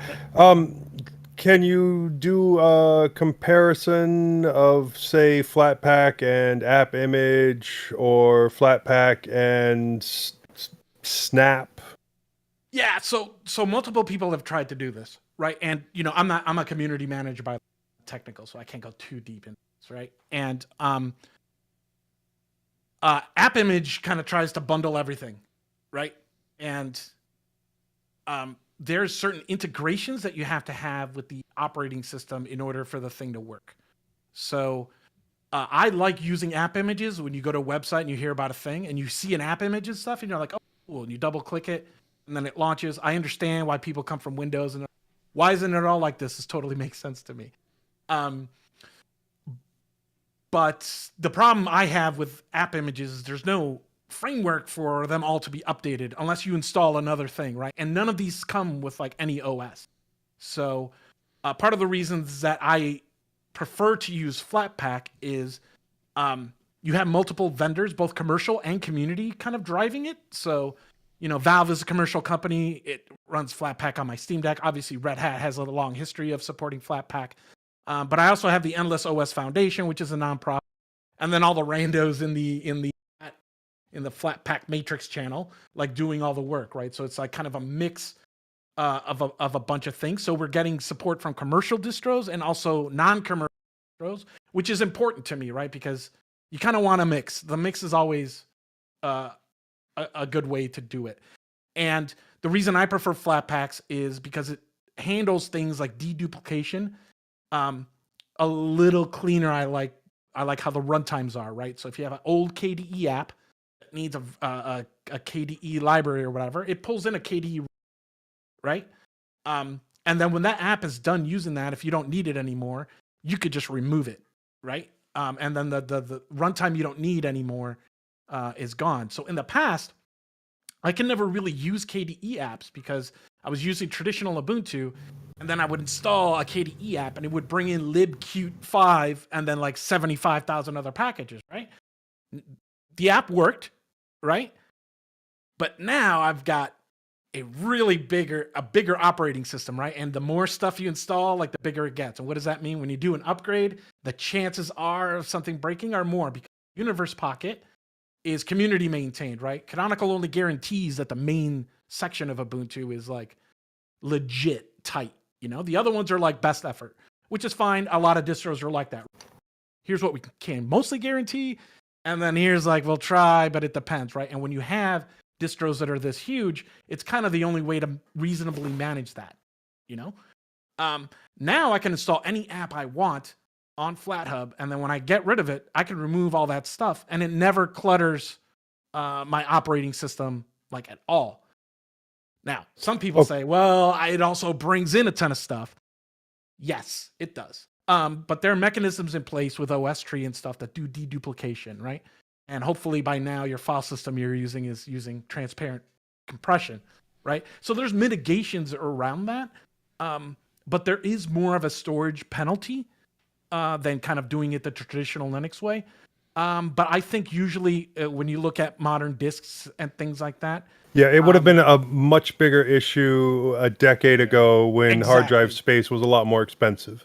Yeah, so exactly. to be clear, what you're saying is if you've got two Flatpaks that have the same dependency chain, that deduplication can clean that up somewhat. They'll share share. So they can Right. they can go outside of their sandbox to share each other's. Well, they'll use the runtime library. Okay. Right. So like, let's say I install a GTK app. That first download, it'll install the GTK app and then the GNOME runtime. Right. Right. The second GNOME app I install will just install that itself, but then the runtime is still there and it will consume that. Okay, that's something I didn't know. So they've got sense Right. of each other then. Right. So yeah, I can tell you that, Bill. I mean, when you download 3 Flatpak apps, you get one batch of Flatpaks, and then you get I just hope I'm half as smart as you when I get to be your age. No, I hope I'm half as smart as me when I get to be my age too. Yeah. Here's what will happen is for typical Linux users, and you're using the kind of Linux, like the good ones, right? The ones we use Ardor to record this, right? You're gonna install a KDE runtime, and you're gonna install a GNOME runtime. And there's a free desktop runtime that kind of handles a bunch of other stuff. Right. And that's basically usually the same thing that's bundled with your distro, right? So the back end on FlatHub Flatpaks, is that C space? What do you mean C space? Well, the original containerization process for Linux was C space. Oh, you mean C groups? Yeah, C groups. C groups? Yeah, it's like using bubble wrap. And here's where I fall apart because person. But yeah, it's using the standard kernel primitives that all containers use to kind of do the process isolation. Cool. And now that's as technical as I could get on the securities. But you mentioned you mentioned Docker. Do you still use Docker? I mean, I've heard you say that you use app image and that you obviously use Flatpaks, but do you still use Docker? Oh, I'm a cloud person, so I use containers every day, right? Right. So it depends. Like on my Fedora systems, I use Podman, which is using OCI containers. Which when people say they use Docker containers, they probably mean OCI containers, which is the format that Docker eventually donated to the CNCF. So there's like opencontainer.org. When people say I use Docker containers, they usually mean that. And my friend says that Docker with a small d instead of Docker with a capital D, which is the company, right? So usually when people say, yeah, I use Docker, it's to use open containers. Okay. But the format's the same, whether you use Podman or you use actual Docker or you use Kubernetes or Nomad or ECS on Amazon, whatever. They all consume open containers, which are OCI containers. So if I go to Docker Hub and get the Nextcloud Docker image from Docker Hub, that's using OCI containers. Yeah, yeah. And you'll run that in Podman if you're on Fedora, or if you're on a Mac, you'll probably use Docker Desktop or whatever. Or if you're in SUSE, you'll probably use Rancher Desktop or something to do I use Docker IO. Yeah, you use Docker then. Yeah, the Docker CLI tool. Yeah. It's just traditionally they were all called Docker containers, so that old people just kind of. I haven't heard anyone use the dirty 4-letter word yet.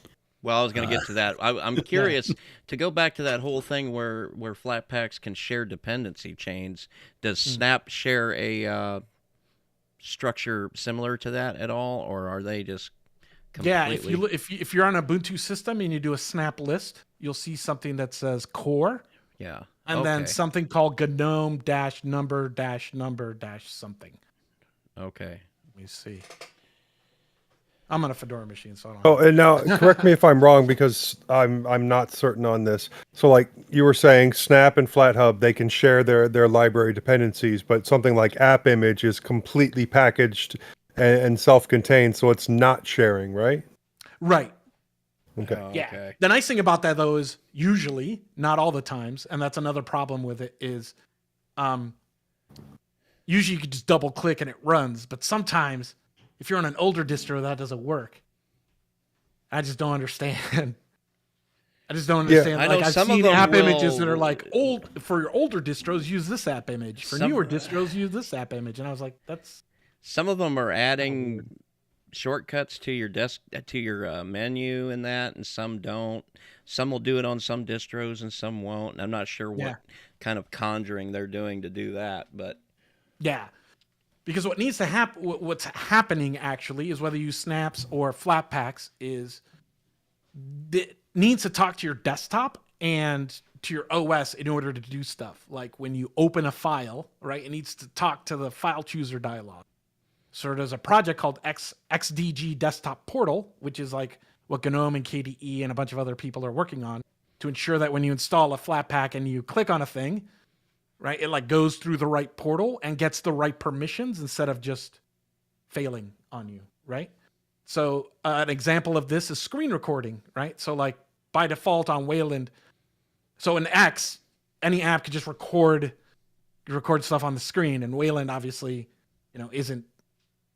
That's one of the reasons people like complain about Wayland, right? I switched to Wayland and my screen sharing doesn't work, right? So there needs to be a portal that makes sure that screen sharing works so that an application like say Discord, when you share the screen, is doing it via the proper method and has the right permissions without giving Discord the full gambit of your entire disk. You know what I mean? right. So this is usually where people have the most pain points because some applications use portals, some don't. Some portals are not written yet. Obviously this is all a work in progress by volunteers. But portals is a place where people can collaborate around stuff. So even if you don't like snaps, they're still helping with portals because Canonical needs portals as much as Flatpak people do to do stuff. So that is one of the that's what I would I'm just trying to pull up the URL here. XZG-desktop-portal is the project that you can follow on GitHub that will. And that's just basically a way for the Flatpak or the Snap to be able to communicate with the system in order to add the necessary shortcuts and integrate better. Yeah. Is that how it gets its theming? So I'm not sure about theming, although someone yesterday had mentioned that they gave the Flatpak the right permissions to the theme folder, and that seems to work. Yeah, I found an article. I think it was on /itwas, where Flatpaks have no access to your /usr/share/theme folder. But if you have the themes in your home directory, in your .themes directory, and you give Flatpak permission to see the directory, I think it can pick it up by default. Maybe you can also specify even on a per app basis which themes they should use, or a global for all Flatpaks to use this theme that you specify. And then it worked. I just copy pasted the same GTK themes that I downloaded for my system. I wonder if it's enough just to give it, like if you had one that wasn't working real well, just to use Flat Seal and give it read-only access to that particular. Yeah. So I was going to mention that we're at the point where you still have to use Flat Seal, right? Yeah. And it's a great app. I use it every day, but like everyone wants to not use Flat Seal by default, right? Yeah. I mean, it's not real intuitive. It's not real user-friendly. I mean... Yeah, it's just a bunch of keys and you set values, right? It's like, here's a thing and then set it to this. Yeah. So what's good and bad about snaps, and how does Flatpak fix those issues? Well, I don't know. Was that a trap question? No, we really want to know because it's because like we said before, you see people that leave Canonical and they're just basically leaving. Well, I get where Alan's coming from because I believe the same thing, right? It's like, well, they're slow for 4 years, but they say they're going to be fast, and then they flip the switch on the Firefox Snap, right? I just saw Alan post yesterday on Mastodon that apparently some developers have managed to get snaps really sped up, and he thanked all the people that were bugging Canonical to get that done. So maybe there's been some advancement or something. Well, I saw Ken posted today that they got the runtime, thing working. The main problem with snaps is the launch time, right? Because it's got to mount a thing and all that stuff. And I don't think that will ever be fast. Everyone I've ever talked to is like way smarter than me. Is like, that will never be fast. But it can be fast enough, which is not fast. Norbert. So I don't know if it works. If it's working for you, then hey man, I'm not gonna tell anyone what to run on the computer, right? But on my systems, just removing it and swapping it over to Flatpaks is it. On my I have a P14S. It's like a brand new ThinkPad, all AMD. It's pretty great. And it felt like a free hardware upgrade. So, even on Ubuntu machines, I'm switching over to Flatpak. I'm getting the same official. So Mozilla publishes an official Firefox Flatpak. So I just install that. I don't have any weird mounts. I don't, it just splats the stuff on disk. It's in .var, right? If I need to give something permissions, I could use Flat Seal while, stuff gets figured out. And I'm getting it when Mozilla says I'm supposed to get a new version of Firefox. It's just, I have my thing set to auto update and I never deal with it. So I think one of the reasons we keep asking about Snap was I don't know if you're familiar with Mint or not, and the kerfuffle that kind of went on between. Oh yeah, y'all just banned that thing, huh? Yeah. Well, you did a preferences .d and app source or whatever. Yeah. Yeah. So you got to jump through a couple of hoops in order to get Snap working on Mint, but the whole issue was that it was happening automatically in the background where snaps were just enabled, and you didn't know if you were installing a deb or a snap. Yeah. Yeah, because so that's a contention people have, right? They like, I typed apt install Chromium and it gave me the snap, Canonical's evil, right? But that's the only way they could do it without removing people's browsers on upgrade, right? Right. Because the goal, a lot of people not going to like this, the goal isn't to do the goal for Ubuntu was when someone upgrades from 1804 to 2204, the browser has to be there, right? Yeah. So they had to swap it out, right? Otherwise, as far as there's nothing Canonical could have done that could have helped them. It's a hard break. They have to, right? Like, so for them, it was easier to say Canonical is evil because they forced snaps than Canonical is evil because they removed Chromium and didn't tell me, you know what I'm saying? Because if they did say, hey, we're going to remove Chromium, go to the store and reinstall it, people would have hated that too, right? Oh, yeah. And if to I'm be doing an fair, upgrade, they did it in an interim release, and I don't think they do their best to try to treat these interim releases. I don't want to say beta, like a beta version of their operating system, but it's really not meant to be used in production. So when you're going to make a big ground shaking change, like moving to another for sure format, they would do it in the interim release, but then the nature of the community is that they did this thing and they didn't feel it was transparent enough, right? And historically it's always been like that. Yeah. Right. The release right before the LTS is when you got to get the changes in, because once the LTS is out and that's the primary product, it's there for 5 years. So I so many transitions in the Linux desktop usually happen in Ubuntu happen the release or 2 releases before the LTS, right? They want to go in, the distro team wants to go into LTS, just kind of revving the packages and not having to do like major transitions between,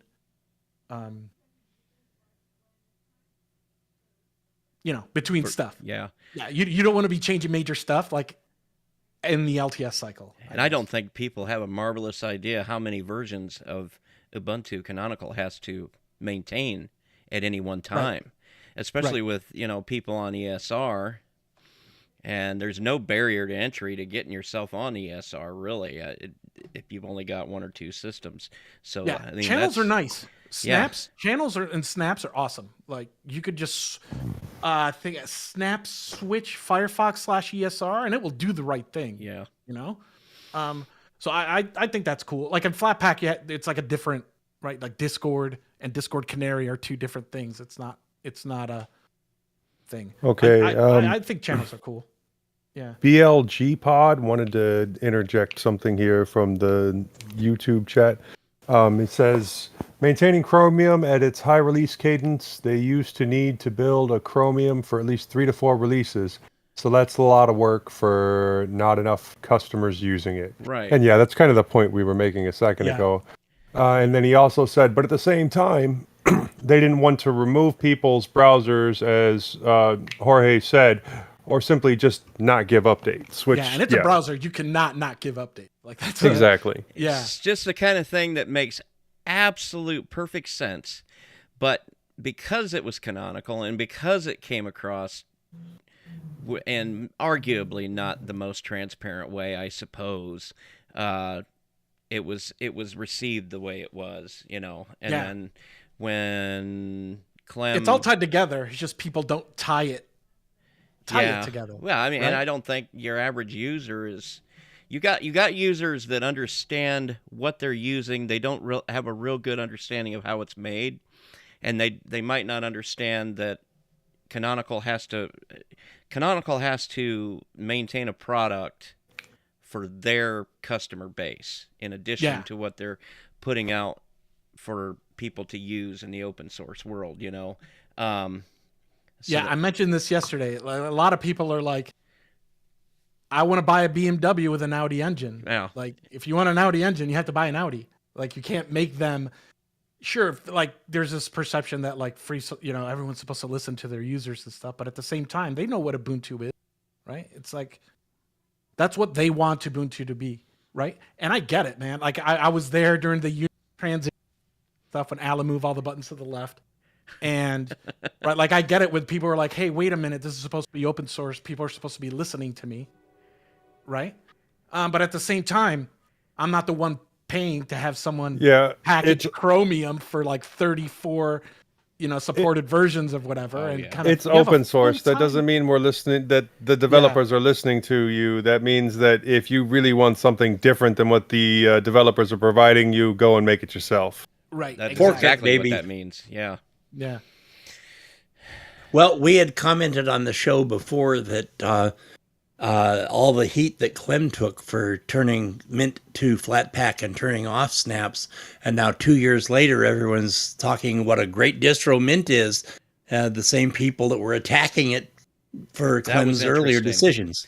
Yeah, because you had there was a big when we had our last big release upgrade. Everybody in the podcast world was just giving Mint all kinds of great love, and like how long was it before that when the whole Chromium thing happened? Clem went on record for I think 2 years before. Yeah, but it was still fresh in everybody's memories. How he reacted to the whole snap thing, and then the avenue he took by sort of putting up a roadblock for it. Yeah. So is Mint? I remember Mint was running. Weren't they going to try to package Chromium or something like that? Yeah. He bought some machine, and he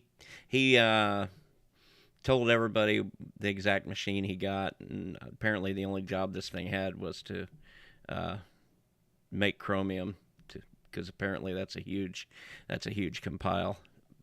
But that was what he was going to do, and fair play to him, I suppose. He's got far fewer releases to maintain at the same time, so that's a viable solution to anybody, I suppose, if you don't want to use... I mean, my argument has always been, if you're going to use Chromium, you might as well just use Chrome, and you can always get the deb for that. You've got to connect to proprietary APIs with that Chromium anyway to get it to work, and you don't get the sync capabilities and all that. But that's... Yeah, I'm trying to hold on to Firefox as long as I can. I am too. Or it's all over. But I mean, I've sort of seceded from the Union somewhat, just because when it comes to doing all the Google stuff like the docs and the YouTube and all that, Chrome just seems to work better. So I suppose if we're going to use these services, I guess. Yeah, we've been trying to watch DRM stuff on my Pi 4. And you just can't without running Chromium, it appears. Firefox has a DRM button in the 64-bit stuff, but only for an Intel processor. Oh, man, that's a bummer. For now. I didn't know that. Yeah, we bought... I've been trying to take some pressure off Joe. We actually paid for Paramount Plus and Showtime, and then found out we couldn't watch it because... we couldn't play the DRM stuff. I don't care how much you use my Plex. I really don't. I understand, Joe, but when you log in, just send me a ping or something so I know that some person in Switzerland isn't hacking into my home PC. I don't think I use Switzerland, Joe, but that's okay. I was going to say, what part of Switzerland do you live in, Moss? I usually live in Netherlands, but I live in Netherlands because streaming is totally legal in Netherlands. Oh. So here's a question for y'all. Have y'all tried any of this stuff? Like, what are your pain points? I'm interested because I covered some of them, right? Like, as far as flat packs and that? Yeah. I don't really have any pain points. I mean, I use them all. I use snaps. I use flat packs. I use Docker images. I'm almost strictly flat pack myself, so. App image, I use them. I've got... Well, if there isn't a deb, I use a flat pack, yeah.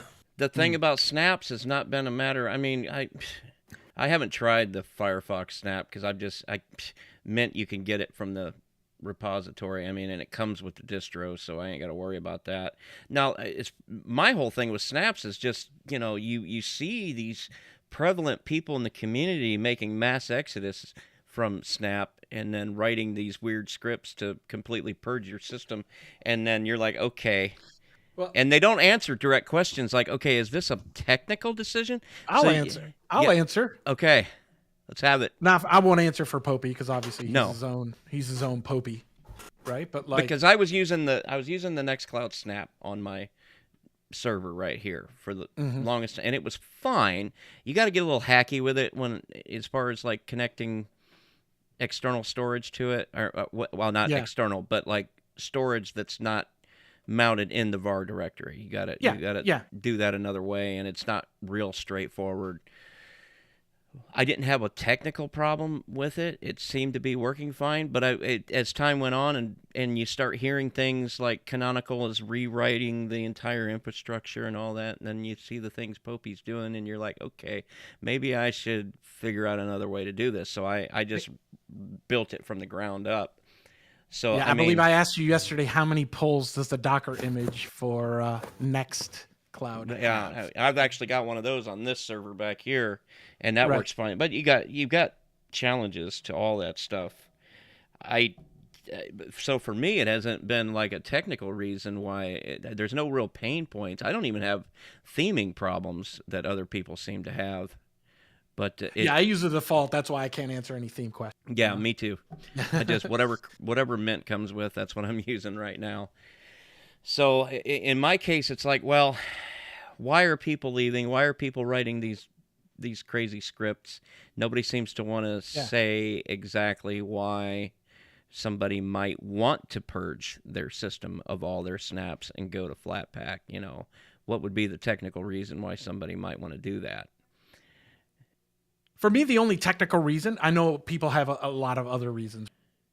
Snap has a closed back end or whatever, but I don't care about that, right? Because like, if it works, that's what you use. And it's also understandable why they would do that. They've got a customer base to serve. Yeah, and also if like you're getting an application that lives on GitHub and 95% of that project lives on GitHub, why would you complain about the last 5%? You know, the delivery mechanism being closed, right? It's like when Microsoft bought GitHub and everyone was going to GitHub and did. I think it's one of those, right? Sure. About the backend being closed source, I came across a video recently. I think it's a 2 years old video. It was an interview with Poppy on Linux for Everyone, where he was talking about how it takes a lot of effort to open source something like the Snap backend. And his example was Launchpad. Right. When people are complaining about Launchpad not being open source, but by the time they open source it, people didn't really take advantage of it. Nobody really ran their own instance of it. So okay, the one part is that it would take effort to open source the Snap backend. So my question is, okay, two questions. The first question, in what way does it take a lot of effort to open source something? And the other one, would it have also taken a lot of effort to have it open source to begin with? Yeah, so usually in my experience, if something isn't open source, to open source something takes like forever, right? And in the past, this happened when Red Hat bought a company, and then 2 years later, they could finally open source it. Stuff that needs to be started open. Do you know the technical reasons behind it taking that amount of time?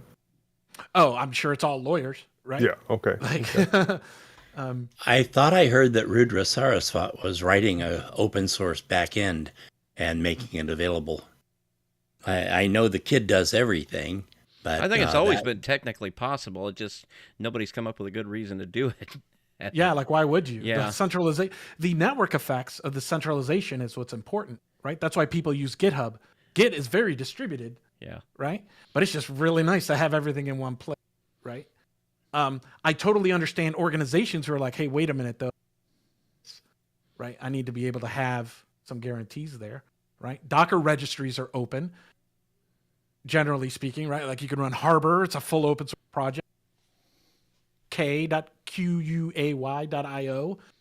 right? But everyone also runs closed source registries, right? Amazon has their registry, Azure has their registry, all sorts of registries. So you have all sorts of mixed infrastructure depending on the license or whatever, right? But the thing they have in common is the format, which is the container format, the OCI format.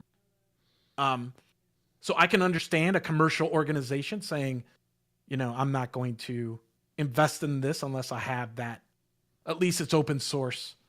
If someone becomes evil, I can run my own thing, right? But as an end user, I don't care about that stuff, right? Like, So, what was Canonical's incentive to develop the backend of the Snap Store as as closed source to begin with? I don't know that one. So, because I assume if you choose to have something open source from the start, then there's no struggle. There's no there isn't that whole painful procedure of open source again. I think people make the terrible assumption in the beginning that a company that has a product that's open sourced has that product because it's open source. I think the reason a lot of Ubuntu is open source is because it's based on Debian, and it was just an obvious path forward. I'm not saying they don't care about open source. I'm just saying that they don't necessarily view it, or they don't necessarily value it the same way we might. People in the community that want to have these conversations, they've got a product to sell, and so if it's easier to go the open source route, and unfortunately the web servers should be open. The web services should be open source. That ship sailed in like 2008. So I mean, I understand why it's a problem for people, but you also have to remember, people Snap Source closed. How else am I going to install Steam? Like, it's like, that's also closed, right? Like, how much open source software is living on GitHub right now? Nobody cares, right? So from that, I can understand that being a concern, but large organizations, I can see that actually being a concern to them, right? Yeah, I get slammed a lot for using a closed source word processor. What do you use? I use SoftMaker Office. Oh, okay. And I've been using that since 2012 when I was still back on Windows, but because it was a better and cheaper piece of software than Microsoft Office. How much cheaper is it than LibreOffice? It's not cheaper than LibreOffice, but there is SoftMaker Free Office, which is the same price as LibreOffice. Yeah. And I think a lot of the same users people that are slamming me for using this are the people that are buying all these closed source games and running them on Steam and whatnot. Yeah. I think the users have spoken. People want open source stuff, and they're going to want closed source stuff. Who am I to do? I don't care. Can I make an argument? Can I make an argument for closed source games that might be controversial, but a game? I think I could make the argument that a game can be more. It's a work of art. Yeah, it's exactly what I want to say. It's easier to compare a game to like a painting than like a word processor, and you don't expect when someone publishes their art online, you don't expect them to also publish the layers, the separate layers, so you can tweak and tinker with it. No, it's people respect the artist, their choice to not share the inner workings of their art, even if it's a video or like an animation. You don't expect someone publishes an animation online, you don't expect them to publish the project files. So I think the same argument can be made for games. Yeah, I agree. And movies as well, because movies and games now, they share a lot of the same tools that they use. So I'm a weirdo here because I even publish my songs as CCBYSA4. So anyone can use them that want to. Yeah, you're not trying to make a living off of them either. I would love to, but I guess maybe that wasn't a good argument. But yeah, I get. Well, this is a cool thing though. In FlatHub, we're working on a way for you to actually slice and dice the repo however you want, right? So if you want to only see open source, you could be able to do that. Oh, right? cool. If you want to see mixed things, and then distros will be able to filter on however they want, right? That's one of the things when you make a general app store for everything, you kind of have to, one thing I was having, unless things are like bad, right? One problem I was having with FlatHub, and maybe they've fixed this by now, I don't know, but it didn't seem like it was initially real clear who was actually developing the Flatpak itself. Yeah, that is a great question. That work is in progress, and there was actually a status report in a video of the Linux Application Summit that I need to catch up on. But that work is ongoing. You'll be able to see, we call it the blue check mark. I don't know if it'll actually be a blue check mark, but it'll be similar to like, a verified publisher thing or whatever. And you'll be able to drill down and see that Okay. kind of stuff. And if you're an app developer, you'll be able to, billsapp.com or whatever, you register that you're the owner of that thing, and that, when I search for FlatHub for Bill's word processor, it comes from Bill, so Okay, that's cool. part of the work that's been done by CodeThink. Thanks to everyone's donations, which we do accept donations if you want to help out and accelerate stuff. Could I If you make want to a- drop a link for that in the show notes, go right ahead. Yeah, I no think I will problem. do that. Yeah. Could I make a quick turn back to the question of whether, generally, the question of universal application Mm-hmm. distribution? Because I guess I'm the odd one out here, because I never used Ubuntu or Debian-based distro as my daily driver for a long period of time. Because ironically, when I first switched to Linux, I picked Ubuntu because I knew Ubuntu already. I used it before. I had problems, and apparently one of the problems was that I booted Ubuntu and I saw the sidebar and I assumed it was Unity. I didn't even realize it was GNOME, so I wanted vanilla GNOME, so I installed vanilla GNOME.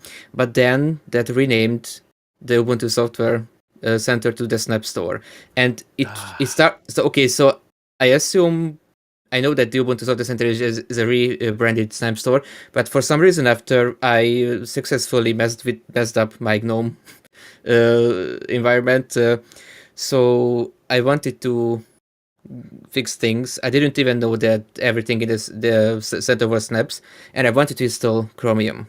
Mm-hmm. I'm not sure what the problem was, but eventually I had a friend trying to help me, my friend who was an Arch user, and the specific problems they wanted to try to solve, for example, Discord would just randomly crash. And I didn't know why. And I had that same thing happen on both Debian and Ubuntu-based systems. And then he told me, well, you should try Manjaro, because at least he would have been able to provide better support because he was using Arch. So I was on Manjaro for 5 months, and I switched to Arch, and then I switched to Fedora, which I'm on. And what I want to say, one of the things, is that switching to Fedora made me appreciate Flatpaks a lot more, because the integration with portals is just so much better. Because when I was on Arch, I had a lot of criticism about the file pickers not working properly, not having permission to see all my drives and all my directories, and not even using the theme. But on Fedora, everything seems to be more polished and better set up by default. So the question I wanted to get to is that would the same format, what Fedora does, the release format, that when they release a version of Fedora, they continue to update packages in the main repo. Would that work for Ubuntu? And if yes or no, why not? Or why Yeah, so I switched to Fedora myself, right? Because I need a place to go, right? If Ubuntu wasn't going to be it. So I was very surprised when they did like a major kernel up, like it went from .14 to .15 or whatever. And in Ubuntu, you opt in to HW. Well, now it's default, but like generally speaking, you opt in when you want a major kernel up. And I noticed they do update things in their repo outside of the release, where in Ubuntu, generally speaking, it's like a frozen, right? That this is 1804 and that's it. Other than the security fixes and all that kind of stuff. I don't, because how Debian does, because I'm running Debian testing, and Debian testing is sort of a semi-rolling distro, is that in between stable releases, it just keeps getting updates. And I haven't really used, I still keep that Debian installation around for just to have Debian because I'm interested in where they're going, but it doesn't really seem to impact stability, because Debian testing seems to be stable enough for me. So if Debian testing can do this sort of semi-rolling model, could Ubuntu interim releases do it as well? They could. Yeah, they could stop publishing interim releases. You could just run Ubuntu Devil the whole time, which is basically Ubuntu rolling. Yeah. But then, Rolling Rhino is Devil? Yeah, well, it just slows down twice a year to get it. So it's always, but, I mean, at Canonical, you're kind of expected to always run Devil. So I've always run it kind of that way, right? I have never heard that term before today. What's that, Devil? We've heard Rolling Rhino, but we've not heard Devil. Yeah. I think what Rolling Rhino does is it just switches your repos to Devil. Yeah, that's all it does. The original idea was called Grumpy Groundhog. Did you all hear about that? See, I'm going to bring all the old Ubuntu things, where Mark had this idea that the entire distro is basically just pointers to upstream repos, and then everything just builds automatically. And then it's called Grumpy Groundhog because it'd probably break a lot, right? And this was an idea a long time. And it never really got built because, like, why would you do that? But and then you would be living in a Groundhog Day sort of reality where each day you have to idea, rebuild the same packages. Right, and the idea would be like that would trickle down. And so it probably looks a lot more like Fedora Rawhide, but... It breaks the whole concept of the PPAs then if you do something like that, wouldn't it? Yeah, that's the other interesting thing, because I sort of missed out on using Ubuntu. I never really experienced you having to use PPAs, because on Manjaro I could just use AUR. Interestingly, ironically, I didn't really use it as much, and neither did I on Arch. But on Fedora, instead of Fedora, I add RPM Fusion and I add FlatHub, and that's basically everything I need. Because I don't have to worry about the versions of the NVIDIA driver and such, because they just get updated in the main repos. Yeah, when a distro takes the time to integrate Flatpaks and stuff, it's awesome. Like my systems are all Fedora Silverblue now because I switched to. If I was going to switch distros, I was just going to switch this. I wasn't going to switch to RPMs because I'm too old to learn RPMs. So I switched to that, and it's blown me. I've been using Unix systems like my whole life, and Fedora Silverblue. The polish isn't there. It's still like not an official-ish Fedora. It's still kind of the labs thing. I absolutely 100% now believe it's the way forward. It's going to look your Linux desktop. This is what it should look like in the future. So I'm running that, and I love it. Would you say Flatpaks would run better? I mean, if this even exists at all, would you say, because Mark Shuttleworth has gone on record for saying that he doesn't really have any plans for adding Flatpaks by default to Ubuntu because their story is very much rooted in the whole Snap thing. Sure. And they've, a lot of that is based on security and all that. And there's arguments been made that Snaps are always going to run better on Ubuntu than anything else, regardless of how available they are, because they've got their own version of AppArmor and all that. So whatever. Is there a similar argument for Flatpaks on a distribution like Fedora? Meaning, does Flatpaks have a more secure story on Fedora because of just the nature of how Fedora is put together, or is Flatpak just far more agnostic than Snaps? So Fedora is actually an interesting thing because they have distro Flatpaks and then they have FlatHub. So we've been interchangeably using the terms Flatpak and Flat, not the same thing, right? So Fedora actually has Flatpaks of their apps, and that kind of follows the distro model. It's not decoupled like FlatHub is. Okay. And the way distros work is usually stuff that you ship in distro, you have to build on your infrastructure with the same compiler and all that kind of stuff. Whereas FlatHub, as far as Fedora is concerned, is a third-party resource to them, right? So for them, there's a UX thing there, like in the store when you click on it, it shows you a little drop down, that says, do you want the RPM? Do you want the Fedora Flatpak? Or do you want the FlatHub Flatpak? And then you get all confused. So it's a little bit a different concept. It's not that Flatpaks work better, but they've just done their own Flatpak work. And for certain things, there's certain things because they still have to follow Fedora rules. Right? So you're not going to find the good version of FFmpeg in there, like you can on FlatHub, right? But recently they've been talking about kind of, so they enable FlatHub by default, right? But they have a filter because they only want certain apps, to show through, like the famous ones like Slack and I think Steam, and there's a few other ones. Because they were also trying to figure out how do we enable this. But if you're in Fedora, right, like, do you really want to enable this third-party repo where people are doing stuff?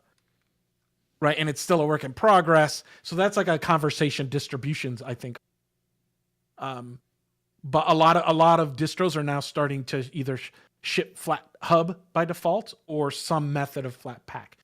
In Ubuntu, that's going to be in universe, so you can install Flatpak and then the GNOME software plugin Flatpak or whatever it's called. And then if you're on KDE, there's probably a Discover backend. I don't know how it works on Ubuntu, right? And then you can get the same GUI, but connected to the FlatHub store. And I don't know. Do you have a drop down with both snaps, debs, and Flatpaks? Zorin OS, I think, has both the Snap Store and FlatHub by default. And then, well, I think they have a fork of GNOME software. And when you search for something on Discord, they have two separate results. So one of the results, if you click it, it has different branches of Snap. So the stable Snap or the beta or the developer Snap. And the other result, if you click the drop down in the other result, it has the deb and the Flatpak. Yeah. So it's not one big list, but it's also separated into snaps and the rest. I wonder if we could do a better job of clearing up the differences for people, because the Mint Software Center is somewhat similar, where it's presenting you with the Flatpak and the and if you know what you're looking at, you know the difference. But if not, then I don't know. You might just choose, and it might not matter, for most people. Well, the Mint store has gotten better at identifying what's a Flatpak and what's a deb. Yeah, you still got to go looking for that information, though. I mean, it's not like they got it in flashing red letters. And I just stopped using distro packages that are outside the base image. Yeah. Well, with Silverblue, yeah. Yeah. Big Pod said something interesting I want to share with the group. Says Ubuntu needs something like Fedora Silverblue in their release list. What do y'all think about that? Well, I mean, if they would have a use for that, if they would have a customer need, I could see them coming up with something like that. But yeah, so let's give Ubuntu something else to maintain. Yeah, I don't know. Yeah, it's called Ubuntu Core Desktop, and they are building it. It's just slow going. Like by the time I was going to say done, that it sounds like their core thing that they've been talking about, but I think that was. Yeah. I don't think that had the same purpose as something like Silverblue has. I think that was meant to be like a base for a distribution that was going to be used as an appliance or IoT or something like that. That's normal Ubuntu Core, but they are working on Ubuntu Core Desktop. Well, we'll see how that goes. Watch this space. I wish it would have gone faster. Too late now. So you're big on I guess we could segue into that then. You're big into the immutable desktop thing and the Silverblue and all that, and people have mixed results when they go and try these things. So what's your elevator pitch on? Yeah, because as far as I'm concerned, right, the app is only half the story, right? If the libraries and stuff are going to live closer to the apps and things like that, I find myself not using a lot of the stuff that is traditionally packaged on my host. I still use those in containers. Obviously, I use this tool called DistroBox, which is like one of the coolest tools. It basically lets you use a terminal that is your traditional Linux, so I could do Linux stuff and apt-get install, things like that. And it just does that neatly for me in a container. And then on my host OS, I don't install anything. I just use the stock thing. I layer one or two things that I might need. And after you kind of get used to that model where I'm just getting everything from FlatHub or everything's in containers, and I have no reason to interact with my core system, why not make it read-only? That gives me bulletproof upgrades. I never have to do a depackage, reconfigure, blah, blah, blah again. That whole rigmarole that I talked about with PPAs and doing upgrades and all that stuff just goes away. So an entire class of problems go away. It's a guaranteed upgrade, right? You kind of can't Franken Debian yourself, right? And then say, oh, I'm really on 2404, but like, that's why when people are like, well, I had a system laying around, it's been 10 years, so I did a reinstall and shape.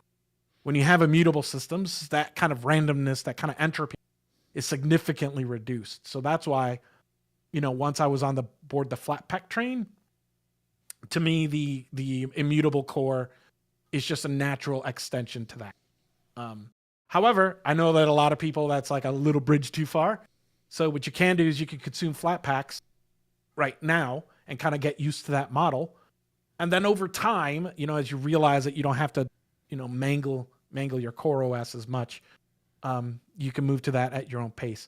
That's what I like what Fedora's doing, because you can use Silverblue or you can use normal Fedora workstation, and they're the same distro, even though it's a different delivery mechanism. You know what I mean? So I'm on the same kernel, I have the same bugs, that can, obviously these systems don't prevent you from getting bugs, but it's really nice, man, when you have to do a full distribution upgrade and you could just do revert in one command and get exactly the whereas disk upgrades and Debian-based systems, they're one way, man. I'm not doing that anymore. I'm not, so I've completely switched over. You've got a complete separation between the application layer and the operating system. So there's nothing any application can do that would mess with anything going on. Yeah. In unless you space. really dig in there, and then you're really, you're like, oh yeah, I can break this. Right. And this has been the way to do it on Android for years. That's what I was going to say. And it works. 100%. So I think it's logical. It's evident for the desktop to be moving in this direction. Yeah. And not just the immutable file system, which is also great. For example, what SteamOS does, it has two root partitions, and it just boots into one of them, then downloads the next system image to the other one, and then you reboot and you boot into the other one. But the separate packaging system for the user space apps. Yeah, but for sure. For example, I run XFCE on Fedora. How much harder would it be to install like XFCE panel plugins on an immutable system? Yeah. So traditionally what you would do is you download Silverblue, and it's like the GNOME one. You would install XFCE and it'd install a bunch of stuff, and then it would reboot, and then you kind of have a big image that you have to reboot every time there's an update. So that's why one of the mantras of doing it this way is to keep a small core, right? So I think adding in all your extra desktops and stuff is let's say there was an immutable system that has XFCE by default. So if I just wanted to add a little small plugin to XFCE, how would I do that? So what people are doing is they're making derivatives of Silverblue that are composable, and then that kind of spits out your XFCE ISO. I don't think there's an XFCE. Someone's working on a budgie one called Soda Light. I have a list of these somewhere. Things like that. But yes, so it depends, right? So on GNOME, if I want to install an extension, those are done on the user space, right? Like that's not like part of the system, right? That's installed like in your home directory or whatever. No, that's one way, but I installed it into the stu bin or somewhere in the system. Yeah. So your question is, how would you install XFCE plugins? So I could just put them in my home directory then. Yeah, but you can also layer things onto the image itself. So let's say you like the XFCE Silverblue, whatever it's called, but there's one thing that you wish you can add. You can layer that, and it kind of adds it to that image, and then that package is now kind of following that, right? So you can declare at the time that you install the whole system. It's a declarative type model where you're kind of like with NixOS or what is that one? Yeah, where you're declaring. So NixOS is this idea taken to the extreme. Like I was like, I'm gonna figure out Nix. Yeah. But it was a bridge too far for me. I know a lot of people use Nix and they dig it. But it was just, I went too far. It almost felt like, and that's why Silverblue was kind of my middle ground. Yeah, but what you would do is you would figure out what kind of thing. So usually I did an install, and there was like 5 things that I needed to add to that base image. And you could do that with RPM OS tree. You just need to recognize that those packages are now living in that base image. So generally speaking, I tell people, if there's a few things that you want to layer, you got that plugin you want, right? Like I have a few that I have installed that are layer. What you don't want to do is start to layer huge chunks of the distro, because that just kind of increases the surface size.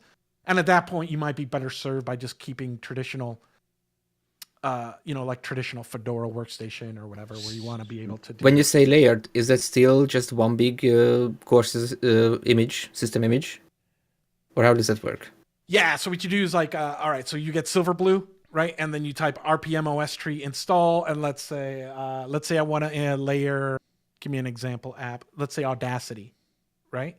It would grab that RPM from Fedora and it would layer it into the system, and when you do an RPM OS tree install, it's kind of doing like this big long Git like operation on the entire system, and then it like layers it in there, right? Now you have Audacity and like your base system. So now when you get updates to Audacity, right, those get applied on reboot, right? But what if you get an update for the core system itself? Is it just one big image that it's downloading, or no? It does like a delta. It does like a delta thing. Oh, if you run it, you could see it. If you tack a -v on it, it will show you. It will show you all the things it's doing. so how does Audacity being layered in affect the system updates? Yeah, everything you layer now, the update is only applied when you reboot, right? That's the big difference between traditional Linuxes and then like something like this. So the more things you layer, when you get an update to that, you have to reboot to apply the update. That's why they kind of focus on keeping the image small. So in the example of Audacity, that's why we say install that as a Flatpak, because apps will get their updates, right? And then the smaller the OS is, the less often you'll need to like reboot. Does that make sense? Yeah. So how does that work with things, low-level stuff, like something that might need a kernel module, like to install ZFS support or something like that on a system? So usually if things have RPMs, you can layer them, but there are still parts of the file system that even if they have an RPM, they might not be allowed to like write to. You know what? Giving up ZFS was probably the hardest thing I wanted to do, because once I looked how it would do that in Silverblue, I was like, nah, I'm good.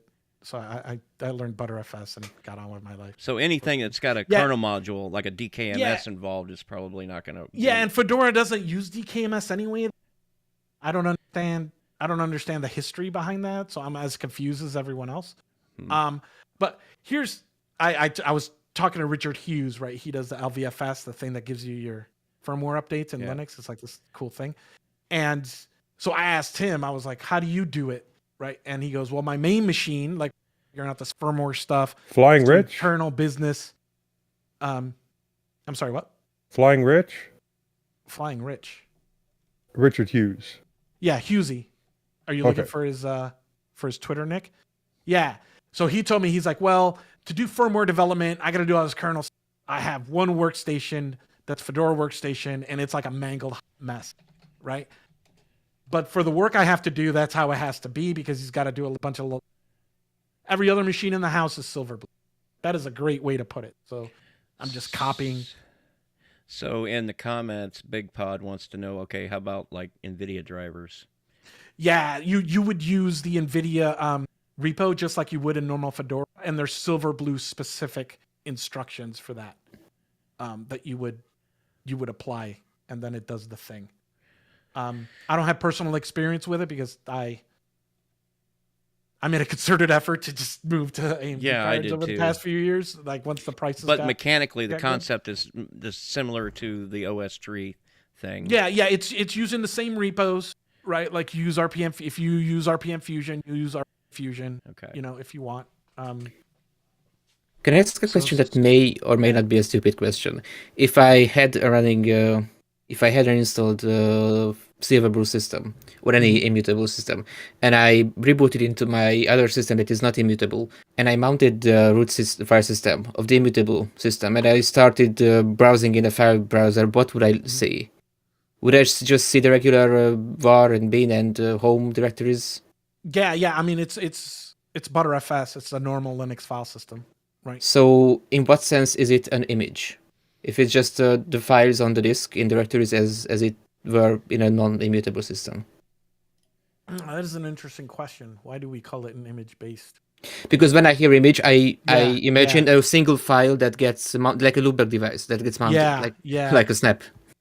I don't know. That's a Colin Walters question to ask. I do know that. Or is it more similar to like ButterFS snapshots in the sense that they are images? Yeah, so OpenSUSE's micro OS, which is their tumbleweed, is using ButterFS snapshots instead of OS tree to do its immutable thing. I don't know why we call it image. I know we don't like to say immutable anymore. I don't know. I'm kind of reading. Is it doing what just Colin as tells me to simple do. as just making the file system, just setting up a permission structure to where you've got no write access, but you can actually look at it? I mean, to add to what Yeah, he you thought can do was a that. simple question, yeah. I think if you just take a normal Linux and mount user, it's say you have user as a separate disk, you can mount that read only in a lot Yeah. of cases. I know I've read about people doing that on servers and stuff. Because there's immutable ones for servers also. But you would have to remount it as read and write to update the system. I would think so, yeah. Yeah. Yeah. Whereas the Steam Deck does it two partitions. There's an A and a B, Yeah. right? And it just updates the one you're not booted into in the background. So OS so tree it, I does was like a gonna commit ask. and then you reboot into it. Yeah. so I it was can gonna actually have ask, the is that currently weird? used partition mounted as read only. I assume. Right. I kind of figured they were going to use 3 partitions, one for the OS that you're using, one for the previous version of the OS, and then one for your, slash data. home. Yeah. Yeah, I think that's how it is. I haven't looked at Okay. the Is it, or is it Butter? Since it's ButterFS, is it just Is it? a whole? Is the Steam Deck using ButterFS? Yeah, No, it's using I think it's using ext4 with case folding turned on. Oh, interesting. I should have turned on SSH so I could show you. Let's see. I'm like reasonably certain it's not like ButterFS with like and anything. Well, it only takes a couple of minutes to install X2Go. Yeah. Go. Well, I'm missing the hardware dongle. That's Oh, yeah. yeah. So hopefully. Oh, you thought I was talking Hopefully about I the can do Steam that. Deck. I'm talking about Silverblue. Oh, what was your question? Sorry. Is that? I thought when you guys were talking about separate partitions for this, that, and the other, I thought you were talking about Silverblue. Yeah. Is that on a ButterFS? Yeah, file it's like system? normal Fedora. Yeah, Okay. it has a thing. There's certain gotchas. So if you're gonna look, please read the FAQ on Fedora. So in normal Fedora, if you have Windows and it'll do the dual boot thing with the grub menu and stuff. Silverblue won't do that. If you want a dual boot, you have to install it to a separate disk and then like go in the BIOS and do that. So just heads up on that. Or you could use something like Refined, which can list stuff on very different disks.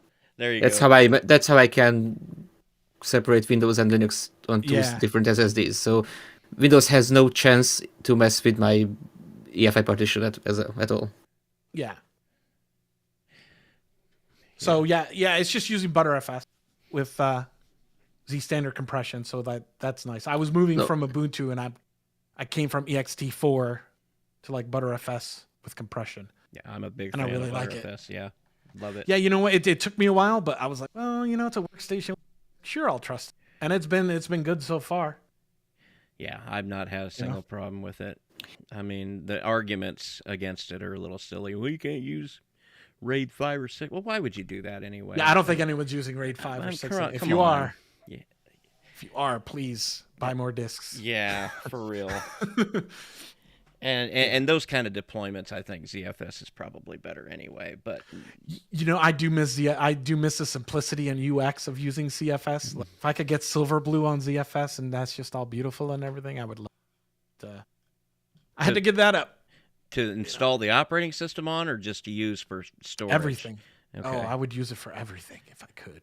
I've never. I don't know how I feel about that ZFS on root thing, but ButterFS serves that purpose just as well. Mm-hmm. And it's got the Z standard compression, which I'm not sure if ZFS has that yet. They both can. Yeah, they both Do can. they? use it. Okay. Yeah. Mm-hmm.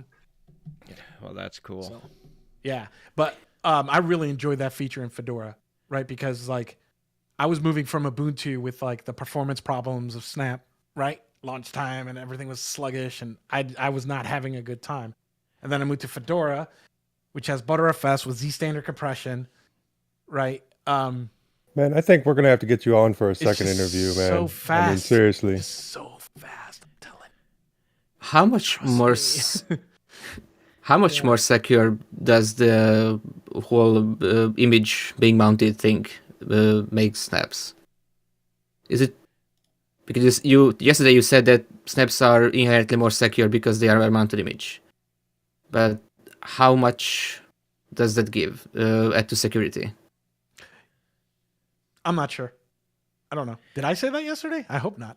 Yeah, I'm not a security expert, but Well, no, I've heard it. I've heard it said that Yeah. the separate mounting thing is supposed to be a security, but That's their answer whenever you bring that up, and I suppose when you treat something like a separate volume, there's layers of security that you can add that you might not be able to otherwise. Just by adding, I would imagine, just with the permission layers that you can add to a separate block device and things like that, So I don't know. What is the difference? Yeah, that's a good question. I mean, as far as flat pack goes, is there no snaps have that compression and it has to decompress and then execute? Is flat pack fundamentally different in the way that applications are open to where there's nothing? It just slats. You can go into .var and that's where the so there's no compression going on whatsoever. Right. So the file system's doing the compression like it's supposed to. Exactly. Right? That's why it's performant and it's amazing. Yeah. Yeah. When I switch hardware, if you do the same hardware and you run Popey's thing, man, you'd be surprised. And especially if you do that on Fedora, right, where you have like a clean install with transparent compression. So Z standard on modern hardware, it's like free performance, right, and compression. Well, it's multi-core. It can take advantage of all of your cores to do all the decompressing and all that. Right. So when you don't have to deal with any of that mounting or binaries are just on disk. Yeah. Sweet. It's pretty nice, man. I'm not gonna lie.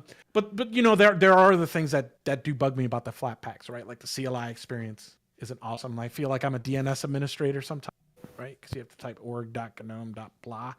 But most users, I think they'll click on the GUI thing, they'll install it, and then they'll have the icon dock. Yeah. And that'll be fine. And the rest of us will just silently curse. Maybe Flat Seal functions of Flat Seal should be integrated into the desktop environments. Okay, maybe, and only visible if you have a Flatpak installed. But yeah, for example, I don't think Fedora doesn't have it has Flatpak by default, but it doesn't have Flat Seal by default. Yeah, it does not have Flat Seal by default. So in order to properly use Flatpaks in Fedora, you have to have an idea of what Flatpaks are and what to look for. Yeah. So who is the target user base of Fedora? Because when you think about Ubuntu, they have the LTS, which is intended for everyone to be used in production.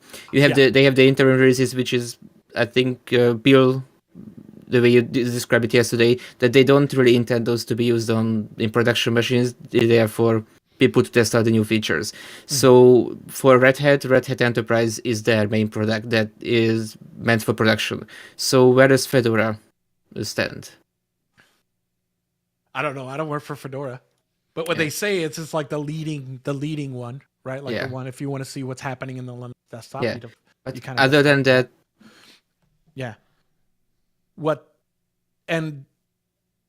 so that's what I use. Yeah. Someone completely new to Linux could install Ubuntu and figure everything out. But it's not true for Fedora because you would be missing stuff like libraries that are only in RPM Fusion. Yeah, like they've improved that story a little bit. I mean, it asks but that's still not the entire RPM Fusion. Because there are still things in RPM Fusion that they're legally not allowed to even give an option to add to your system. Yeah. And of course, we're talking about codecs and things like that. No, for example, things that FFmpeg depends on. Right. And because I had a discussion about this with someone who said because Red Hat is a US-based company. Yeah. On the other hand, Canonical is Canonical and SUSE are Europe-based. They can have these dependencies for FFmpeg in their repository, even if just in universe.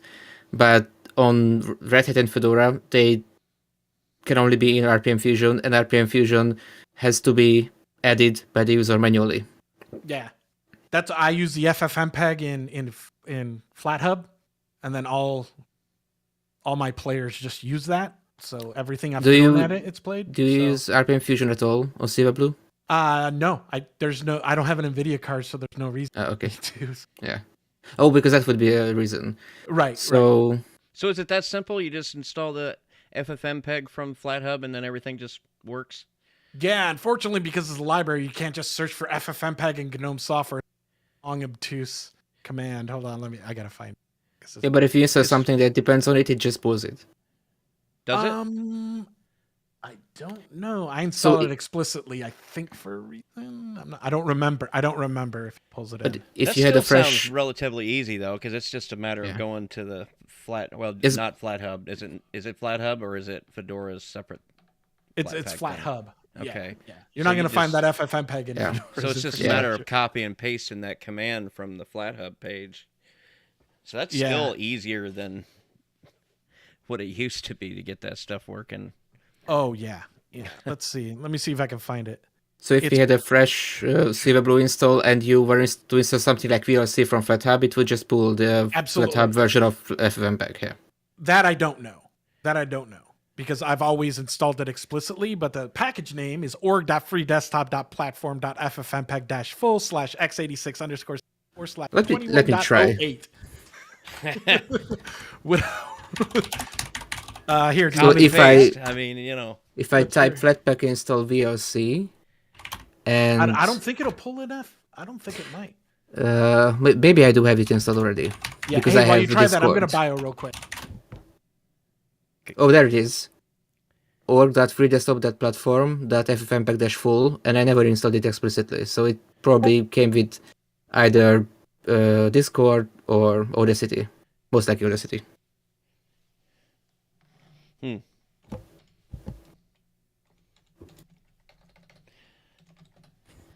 well, gosh, guys, we're coming up on 3 hours, I think.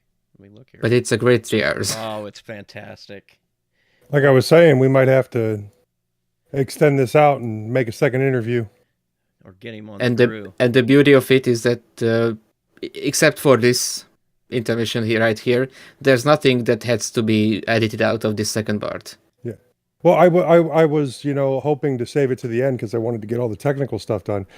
But we haven't done any of the generic stuff yet. Oh, How did you get your start, et cetera, et cetera. Let's not get into that in this one. Let's see if we can set up something else later on. Okay. Because you wouldn't we mind are coming running back long. sometime, George? We'd love to have you on. Sure, These, I got Your nothing life better story. to do on Sundays. You are these welcome. Did it type work? of technical discussions are great, and we've had less of them in recent years, and we would love to start doing them again. Yeah. Especially if you get any projects that you're doing or anything that you're working on like that, we would absolutely love getting into the nitty gritty of everything. Yeah. Sorry, I can't answer all the security questions. You got to Hey, get like an expert. for that, but- Everybody's got their niche, man. Nobody and- cares about and- security anyway. Yeah. Yeah. Did the VLC work? Did we? Did No, it- he was I- dead wrong. He was dead wrong. I No, wasn't but- wrong because I did a Flatpak list, and because I already installed Audacity and Discord, one of them pulled FFmpeg-full, and so I do have FFmpeg. I never explicitly installed it, but I assume Audacity just because I use Oh. Audacity as a Flatpak just pulled it. Hey. Audacity pulled it. Yeah, Okay. I assume because So Yeah, there- because Audacity does conversion on the back end, and anything that does conversion on the back end uses there's your FFmpeg. trick, Or- kids. Install Audacity and you'll get all the free stuff.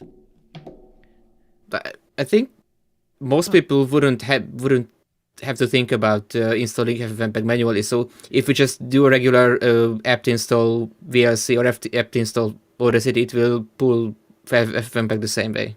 Yeah. Ideally, your I distro have would just to have ask. it. I have to figure out if there's a Flatpak version of YouTube DL.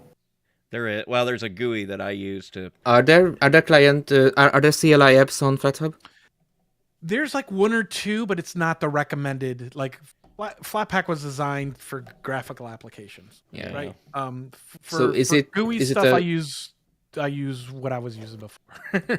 So would you say CLI apps are a case where Snap is better than Flatpak?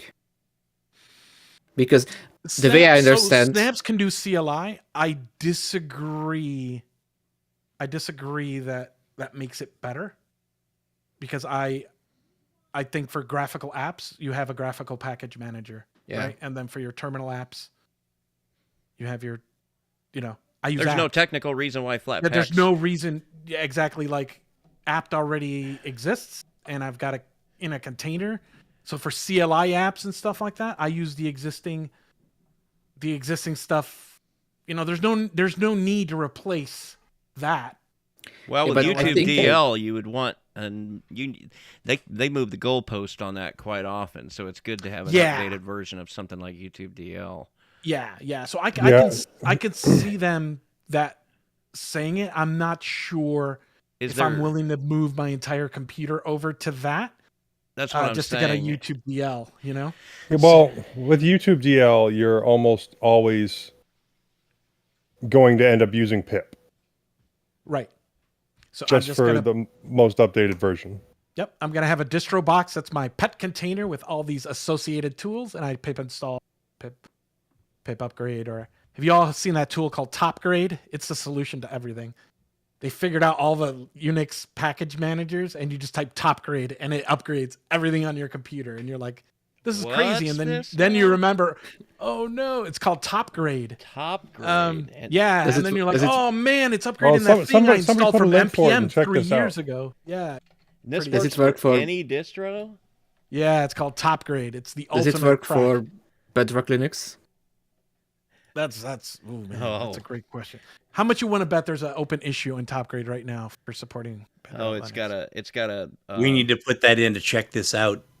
Yeah, somebody drop it in to check it out. Yeah, if you're finding yourself totally overwhelmed by stuff, and then you're like, wow, it's upgrading some NPM thing I installed 2 years ago in a directory you totally forgot about. It goes and finds all that stuff and it like upgrades it. It's got a logo this tool just has like Top to exist. Gun. Yeah, I hate that this tool has to exist, but it's pretty dope. Ideally, you would have to worry about 2 package managers and to run 2 separate upgrade commands. One for your core packages for your system, and a universal, whether it be Snap or Flatpak or anything. Yeah. Oh, I'm looking at it's got there's a little video demonstration on their GitHub page, and that is just tight AF. Bedrock. Yeah. Does it Bedrock? Come on, man. Does it just search for? It does. Hold on. Someone did a PR and it was merged. Hold on. Yeah, they did Bedrock? that. Yeah, it was merged December 9th, 2021. And of course, it's in the AUR. It's issue 747 or pull request 740 on Top Grade. Oh, thank God it's available. Man, we were making a joke that they were supporting Bedrock. Why not? On the right? ball. They're on the ball. You can always tell how nerdy a project is when they got stuff like that. Yeah, because you think you're like, oh, I'm gonna run this thing and everything's up to date, and I was man, it's finding a lot of stuff. I just have an alias that I run, and it just runs DNF upgrade and Flatpak update in order. Mm-hmm. Mm-hmm. Cool. Yeah. Well, all right. So hopefully this tool will be useful. That'll be my one useful thing. Yeah. Cool. Does it just search for available package managers and just run them? I don't know how it actually works. It's just magical to me. It probably just parses the SBin and looks for whatever binary is in there for package manager and then goes from there. It says detects which tools you use and runs the appropriate commands to update them. Seems like we've unconsciously slipped into check this out already. Yep, we sure did. Segue. Nice. Except we have to go other places first. Okay. It was time to move on. Can I have one last big question about immutable systems? You said when you install something that's not in the system image, it layers it in. What does that mean exactly? Layering a package in. Technically, I can't really explain what that means technically, but what that means is you're adding that package to that kind of OS base image, right? So you take a branch and stick it on the tree and like glue it on. Oh man, I don't know if that talk would get accepted at Linux plumbers, but I think so. Yeah, basically it's the mechanism that they provide to install other RPMs and stuff in the OS. into the base Silverblue image. Like if you need Yeah, but I still don't understand what image means in this context. Yeah, me either. You've But we all I have like homework to do. Yeah. I like the comparison that it's like a Butterfly snapshot. Yeah. So it basically I will drop the OS tree. You ask one question and immediately hit the limit of my. I'm gonna go ahead and paste the notes here in the we need notes. to invite someone someone from the Silverblue development team. Yeah, so I would love Colin Walters. So I make a list of immutable resources called awesome-immutable. That's on GitHub. And I link to a lot of blog posts that Colin Walters does. He's the primary author of OS Tree that goes into an absurd technical amount of detail, which I could barely fathom. But it would be great if we can get him on some shows. I haven't heard him on a podcast. Well, there you go. But he's way smarter than me. I'm mostly just consuming this stuff, and it's like really working out for me. Well, I feel like we could talk to you all day into the night, George, but I guess we do have to. We got to eat. We got to eat. We got to move on with the rest of our lives. Cool. So vibrations from the ether. We do have a message here from Mark, and he writes, "Hi guys, I've been a listener of your podcast for close to 2 years now and have used Linux Mint since 17 dot something. Now I'm starting to lose sight in my right eye. I lost vision in my left eye last year. I've been using computers since 1983. I would prefer to stick with Linux, but I can't seem to find a program like Dragon Dictate or Voice Recorder. Most of the ones I have found don't work. Dictator, Simon, Sphinx, etc. I'm trying to dictate the collection of short stories I'm trying to write. Could you suggest either one that is idiot-proof to install or has a For Dummies install walkthrough or a Deb, Snap, or Flatpak?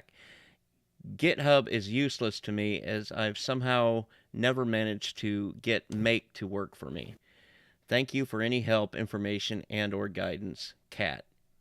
Oh, okay. Okay, now, I got this email. I know you guys probably didn't see it because the forwarding's all messed up.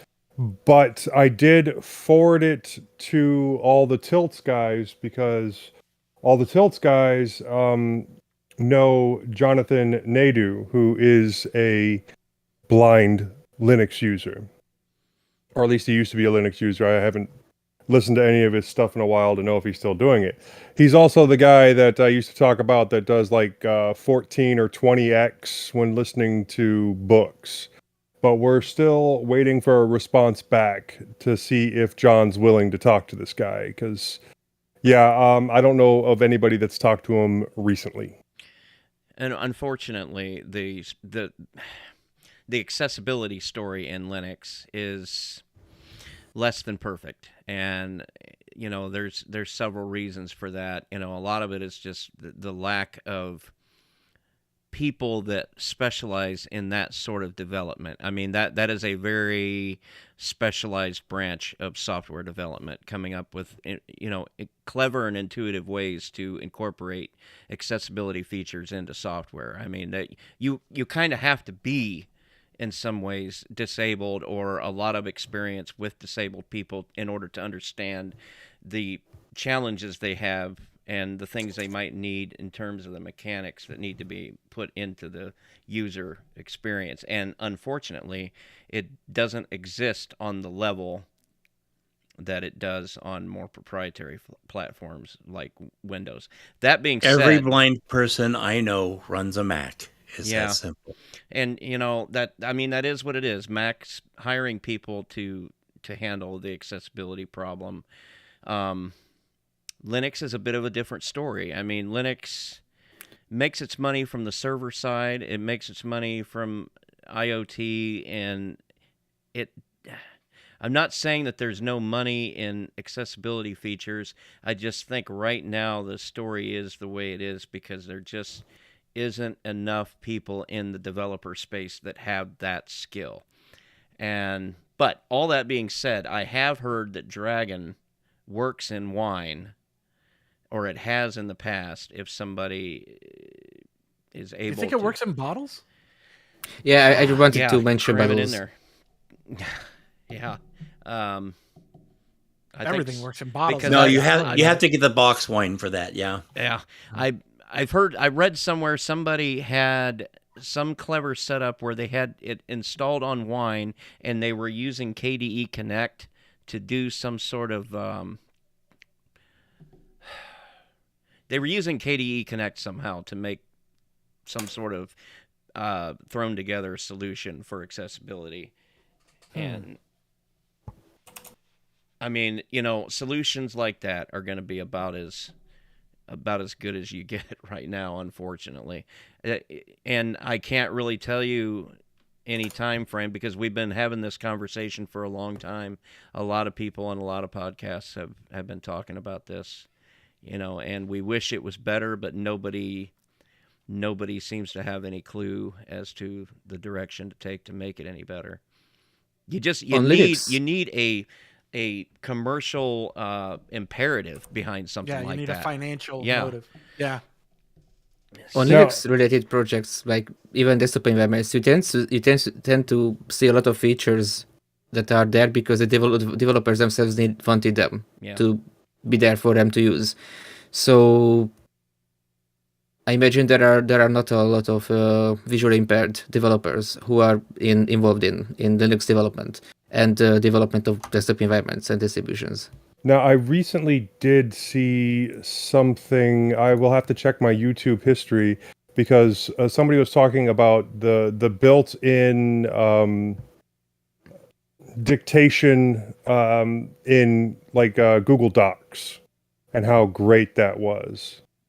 So let me check my history there, and I will provide that link. So that would be no doubt something built into Chrome or into the Google Yeah. infrastructure, not necessarily. Yeah, it's I can not say open that- source, but it will work on Linux because it's Google Docs. Right. So, I can say that the generated subtitles on YouTube work great. It even picks up and understands like very obscure phrases or very specific slang sometimes, even in like tech and Linux videos. So if Google Docs has the same level of text to speech to text as YouTube, I think it's great. So we got another. Well, this is a copy and paste, no doubt, from the live chat. Kat wrote, "How do you guys feel about the future of Linux, Mint, and Debian?" And yeah, I wanted to include this question since we didn't get to do this one in real time. yeah. So Specifically, what about the future? Well, they. I think this is the LMDE question. If we think it's going to shift from an Ubuntu base to an LMDE base. I think for the foreseeable future, we're going to have both versions just because Mint has been hedging their bets with that LMDE version since the beginning. And you've got people that enjoy using that because they want a purely Debian experience with the Linux Mint tooling on top of that. And then you've got people that'll use the regular mainline because they want Now, the I know when we did our last show, most of us said there weren't a whole lot of significant differences between the Ubuntu version and the Debian edition. And most of us seem to think that it would be really easy for each of us to transition to that instead of using the Ubuntu version. I was the dissenter because of my fun times where it keeps thinking that my laptop is running RAID 6 and won't boot. Yeah, I don't know what to make of that problem, Moss. But no, I mean, the thing is, it's lacking a couple of quality of life tools that the mainline version has, where we've got a tool built into the upgrade manager to where we can literally just upgrade to a newer version of the kernel. And the reason it's got that, the reason it's got that is because it's just kind of tapping into the kernel team's supported kernel releases and just serving you up that. There's no reason I can think of why they couldn't put a tool like that into Because Debian. when you select a kernel on Mint, it still uses the kernels that are packaged by Ubuntu, right? Yeah. But Debian doesn't really have that, because Debian just releases with Debian Bullseye released with 5.10, and it will always have 5.10. There will be I think at some point, or maybe there's already a backported kernel, but on Debian you're not really supposed to upgrade the kernel. So this is another thing, and I think you can say the same thing about some libraries, because I think at point of release, Ubuntu LTS has more recent packages than Debian stable at point of its release. Yeah. But that's just so maybe in this sense, an Ubuntu base is still a better option for hardware enablement, as well as like future proofing. Yeah. For the average user. Maybe one thing I did notice is I tried to update it, installed LMDE, and then tried to update it to SID, and it just... You're not supposed to do that at all, definitely. I mean, well, I couldn't figure out why not. I mean, it's just Debian, right? Because with a little bit of tooling on top. So I did. On top, but and there's no SID equivalent of the repos on top of it. That's how it starts. Yeah. Well, yeah. It served me up some weird amalgamation of cinnamon and mate. It gave me cinnamon with the mate menu, and some other stuff was all yeah. You got that look on your face, but yeah, now exactly what it did. Yeah. I think I should try putting cinnamon in my mate drink. Yeah, Joshua Hawk had the same thing happen to him. He had to wipe it off his system because he wasn't about to use mate. He wanted cinnamon. Well, it wasn't mate. It was just the mate. Well, you got me saying mate cinnamon now. It was the mate menu on top of cinnamon, because it was all of the rest of the stuff on the toolbar was cinnamon, except for the menu. I have no explanation for why. It mixed up. Maybe it mixed up dependencies. It couldn't resolve it properly. It had to be a GTK4, GTK3, GTK9 thing, whatever. Some people say that moving to Debian would be better for Mint, because the Mint team, they take Ubuntu and strip a lot of things out that they don't like about Ubuntu. But I would argue that things like the snap, you can just remove snapd completely from Ubuntu as well. So the fact that Ubuntu as a product relies on snaps heavily doesn't mean that Ubuntu as a base system for other distros has it baked in. So they just don't include it. I don't see that as an argument for moving away from the Ubuntu base, because what Ubuntu does with their system doesn't really impact at this point. Doesn't really impact how other distros then can take the Ubuntu base and build a system that uses Flatpaks on it.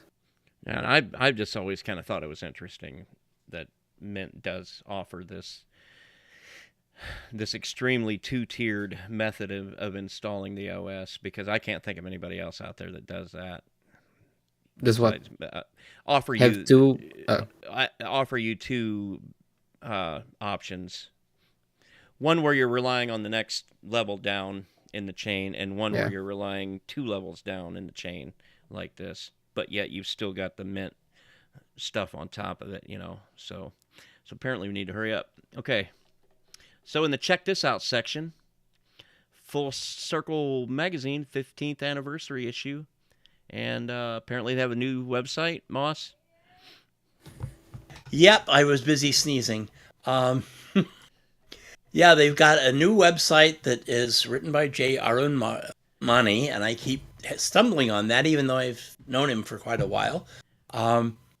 It's a lot prettier. It's just beta.fullcirclemagazine.org. But their 15th anniversary issue, we need to give them a birthday cake or something. They published one on the front cover of the magazine. And that's about all there is. It's been doing Ubuntu and all its variants for 15 years now. Woohoo. Hey, I'll tell you what, I've said it before, I'll say it again, that for anybody that doesn't know, Moss does another podcast called Full Circle Weekly News. Go check it out. It's, in my opinion, the best, concise, right down to the nitty-gritty, giving you the news and letting you decide what is important and what to dig deep into, you know. And so, yeah, go check that out. Checks in the mail, Bill. I appreciate it, man. I'm dying here. Also, we put this in the check this out section, that top grade that we were talking about earlier. We got a Yeah. I included the link to the site that I used to install Top Grade because I attempted to use the GitHub site and that did not work. But using the instructions that are listed there, I installed it and I used it to update, and it works great. So, moving on to our announcements, our next episode will be 2 p.m. U.S. Central Time on May 15th. We'll have a link in the show notes to get that converted to your time zone. Our next live stream will be 2 p.m. U.S. Central Time on May 7th. And again, there'll be a link to get that converted to your time zone.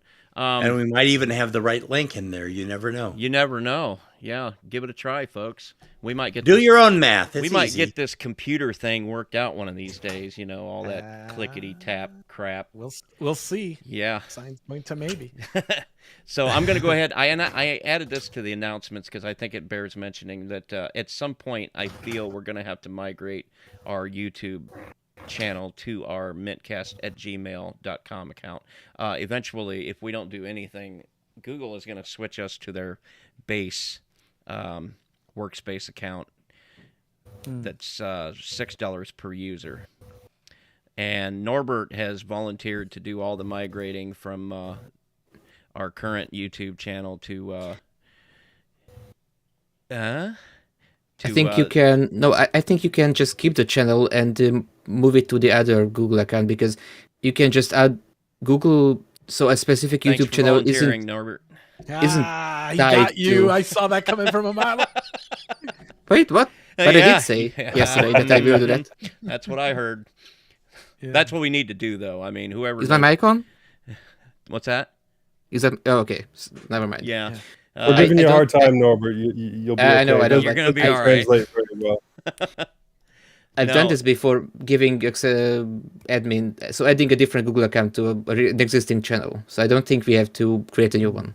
What we have to do is we've got to get everything. If it needs migrated, we got to get it migrated, and then we have to shut down. So basically, the current Google account is a sinking ship. Basically, otherwise we're going to end up paying for it. And Google, Potentially, it's a sinking ship. I think we would probably be better off assuming that it is, and then moving to some sort of model that's not going to cost us anything. Wasn't there news about existing accounts on the Going Google on a Workspace? waiting list. Okay. There's a waiting list, some sort of thing, and they're just not being transparent enough about this for us to say that it's going to be okay. So I think it's best to start letting people know that we might have to switch over to the new one. And this is the reason why we've been rebuilding all this infrastructure, why I've got this silly Nextcloud working and all this, that, and the other. But we're going to keep everybody up to date on that. Watch this space. At some point, the like I said before, the website will get moved to a new server, and we're just not going to have to worry about any of this stuff anymore. George, I can't tell you This enough. is fun. Yeah, thank you so much for being on the show. Any shameless plugs you want to throw out there? Anywhere you want to send people? Yeah, I have a final comment. I was able to find Colin Walters' definition of image base, Oh, but it's 8 pages long. okay. Well, So if someone could figure that out into English, I've dropped it in the show notes. I don't know if publish those anywhere or whatever, but I dropped that in the show notes. okay, cool. Um, Right on. hopefully- We'll talk We'll more move about it that. to You want? Maybe I take up that challenge at one point. Yeah, hey, if you figure it out, you tell me what to say, and I will. Okay. And if you want to add any There's some contact big links, words in here. if you want to add your contact links in there at the wrap up, that's fine. If you don't, that's cool too. I got you. Yeah, Yep. there's a line there Thanks. for you to do that. Where can people get a hold of you if they want to start spamming you?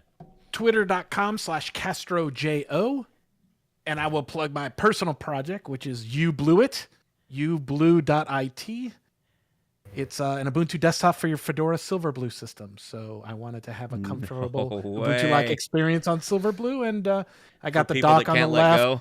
I got the font. I got all the goodies. Some friends helped me out with it and stuff. Is it spelled blue or blue?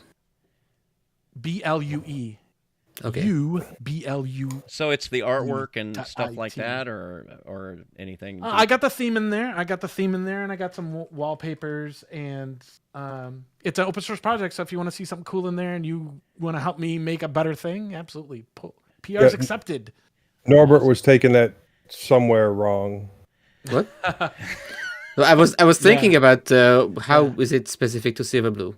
Couldn't you just install the same normal extensions? Yeah.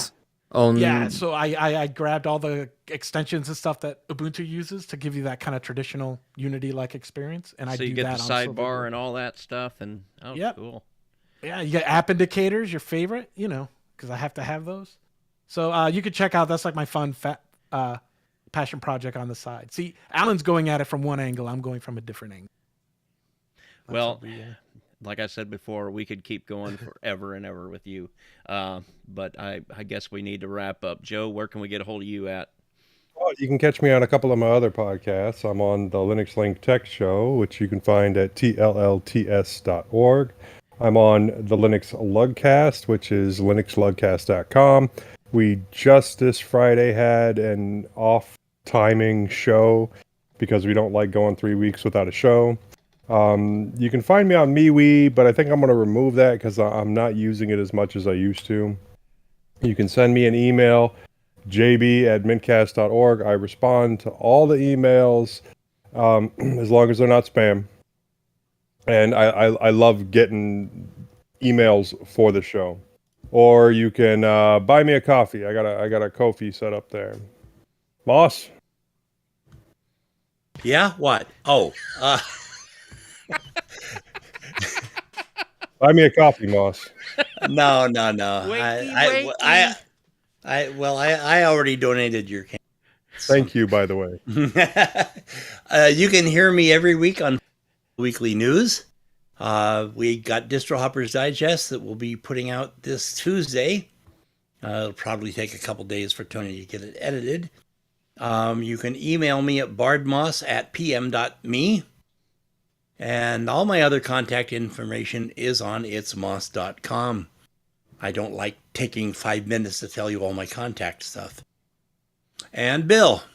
Well, you can email me. I went ahead and changed my email on here to my personal email because if we have to change everything with the Google, we're just going to have to drop that whole concept of separate emails altogether. So you can email me at wchauser3@gmail.com.